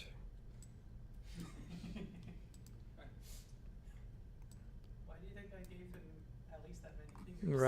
Right. The views expressed by Razor are not shared by Glendale Community College.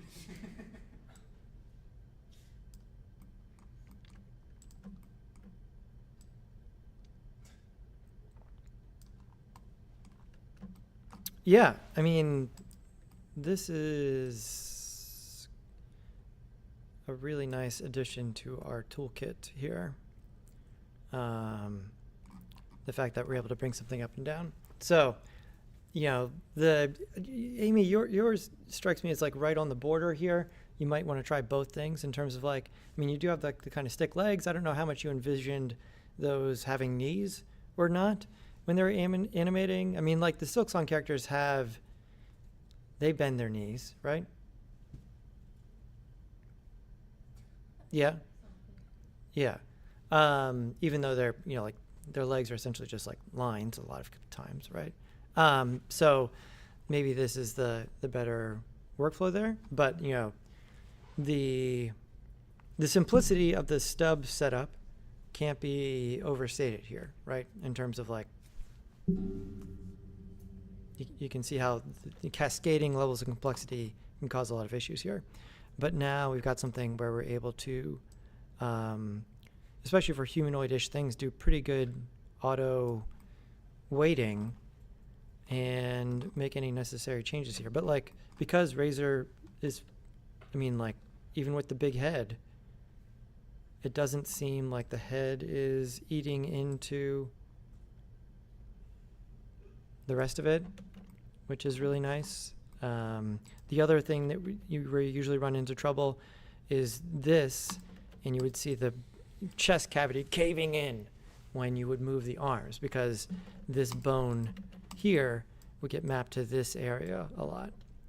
And so again, whatever, the Mixmo algorithm has been good for a long time. Adobe has done absolutely nothing to improve on it, just sort of like maintain it as is. But whatever secret sauce they came up with there on their auto weighting, I still have yet, I would love it if the Rigify, if the automatic apply weights and we could just do it in-house here in Blender without having going up and down, would be great, like we just did with the Stubbs character. But the fact of the matter is that the automatic application of weights there always requires, like, I've never had anything come out of the process and been like, cool, all right, let's go. Like, it's like, okay, now we're into some weight painting, which when it's simple, it's not terrible, but when it gets complex, is like, no joke. So, yeah, the Gumroad plugin in combination. Also, notice that the other thing is that I'm using the delivery kit when I export, okay? Because it's doing the axis conversion stuff. And so you should do that as well. Don't go to File, Export, because then you're in the world of an additional layer, another layer of abstraction in terms of like turning the thing around. Like, is this arrow face the right direction, right? And you can see, we fell down that hole here just working, where it was like, well, I turned it around, but then when I export it, did it turn it around again? So wait, did we turn around twice? Or wait, we just turned around half, right? Then, like, that obviously can continue to happen at that point, the more you do there. But yeah,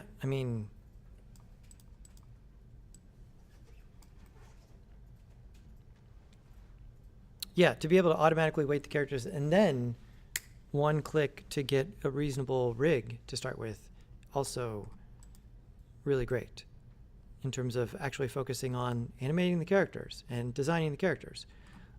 This class isn't about, becoming a professional rig developer, which is like a much more complex, ask here in terms of all this stuff. But yeah, it's just the shoulder scapula part, and then in the back here. So this here, this elbow controller, right, is the thing. Now, if you're going to use IK arms, that helps to grabbing this and pressing G allows to sort of fold the elbow in or out, right? Because with the knee, like our knee is most of the time going forward unless something's gone horribly wrong, and maybe you just need that for some special dance moves or something. But overall, being able to grab these, Razor, is that Razor's last name? Razor. Might benefit from maybe a couple extra edge loops on the legs, and that's an easy enough change. And yeah, I wouldn't worry about adjusting that. I think it's going to be fine.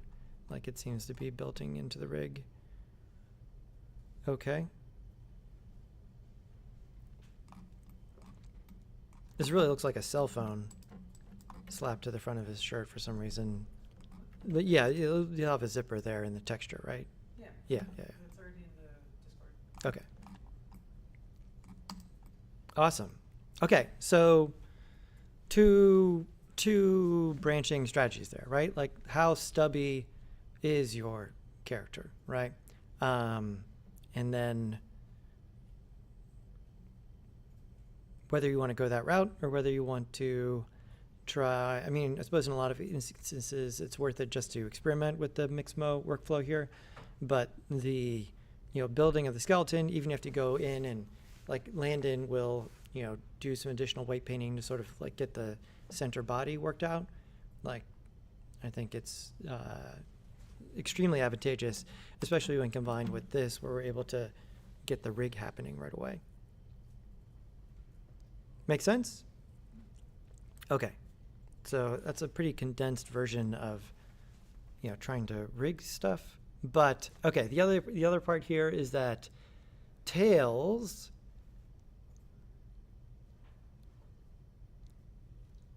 we'll try it on Wednesday because I'll have your mesh then. Is that that's the Mixamo's not going to do the tail, so we'll look at tails on Wednesday, right? Do you have a tail? And then I'll be able to, I mean, presuming Amazon recovers from this, whatever's happened, we'll run yours through the process as well because yours is pretty humanoid. It should, work pretty well here. But the tail, like there's two different. Do we remove the tail, let Mixamo do its thing, then put the tail back on afterwards? I think is probably going to be the preferred workflow there, so that it doesn't get messed up with. We have to make a slight change to some of the skeleton there. Sound good? Yours is very, person shaped, right? So this should work really well for you there. Logan has a little bit of cleanup. Yeah, Amy's is a little bit in between there, depending on what you're looking at. Humanoid, pretty humanoid, very humanoid. Yeah, okay. I think we're in good shape there in terms of getting it animated. Sound good? Okay, awesome. Let's do that. And then I'll have the links to this. But if you look for Mixanimo, it comes up right there. So yeah, the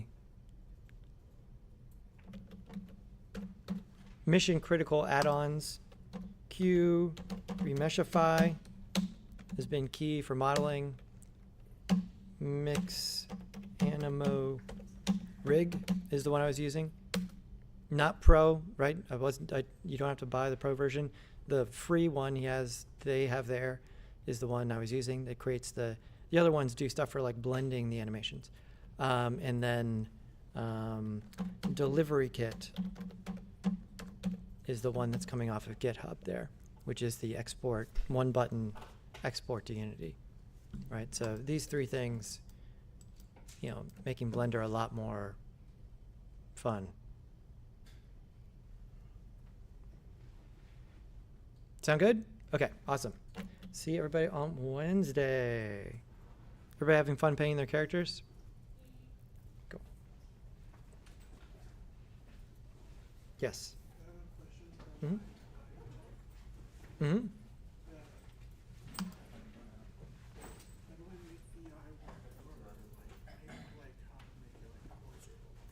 Yeah, we'll talk about it on Wednesday. So that's going to be in the texture. Did you draw the eye?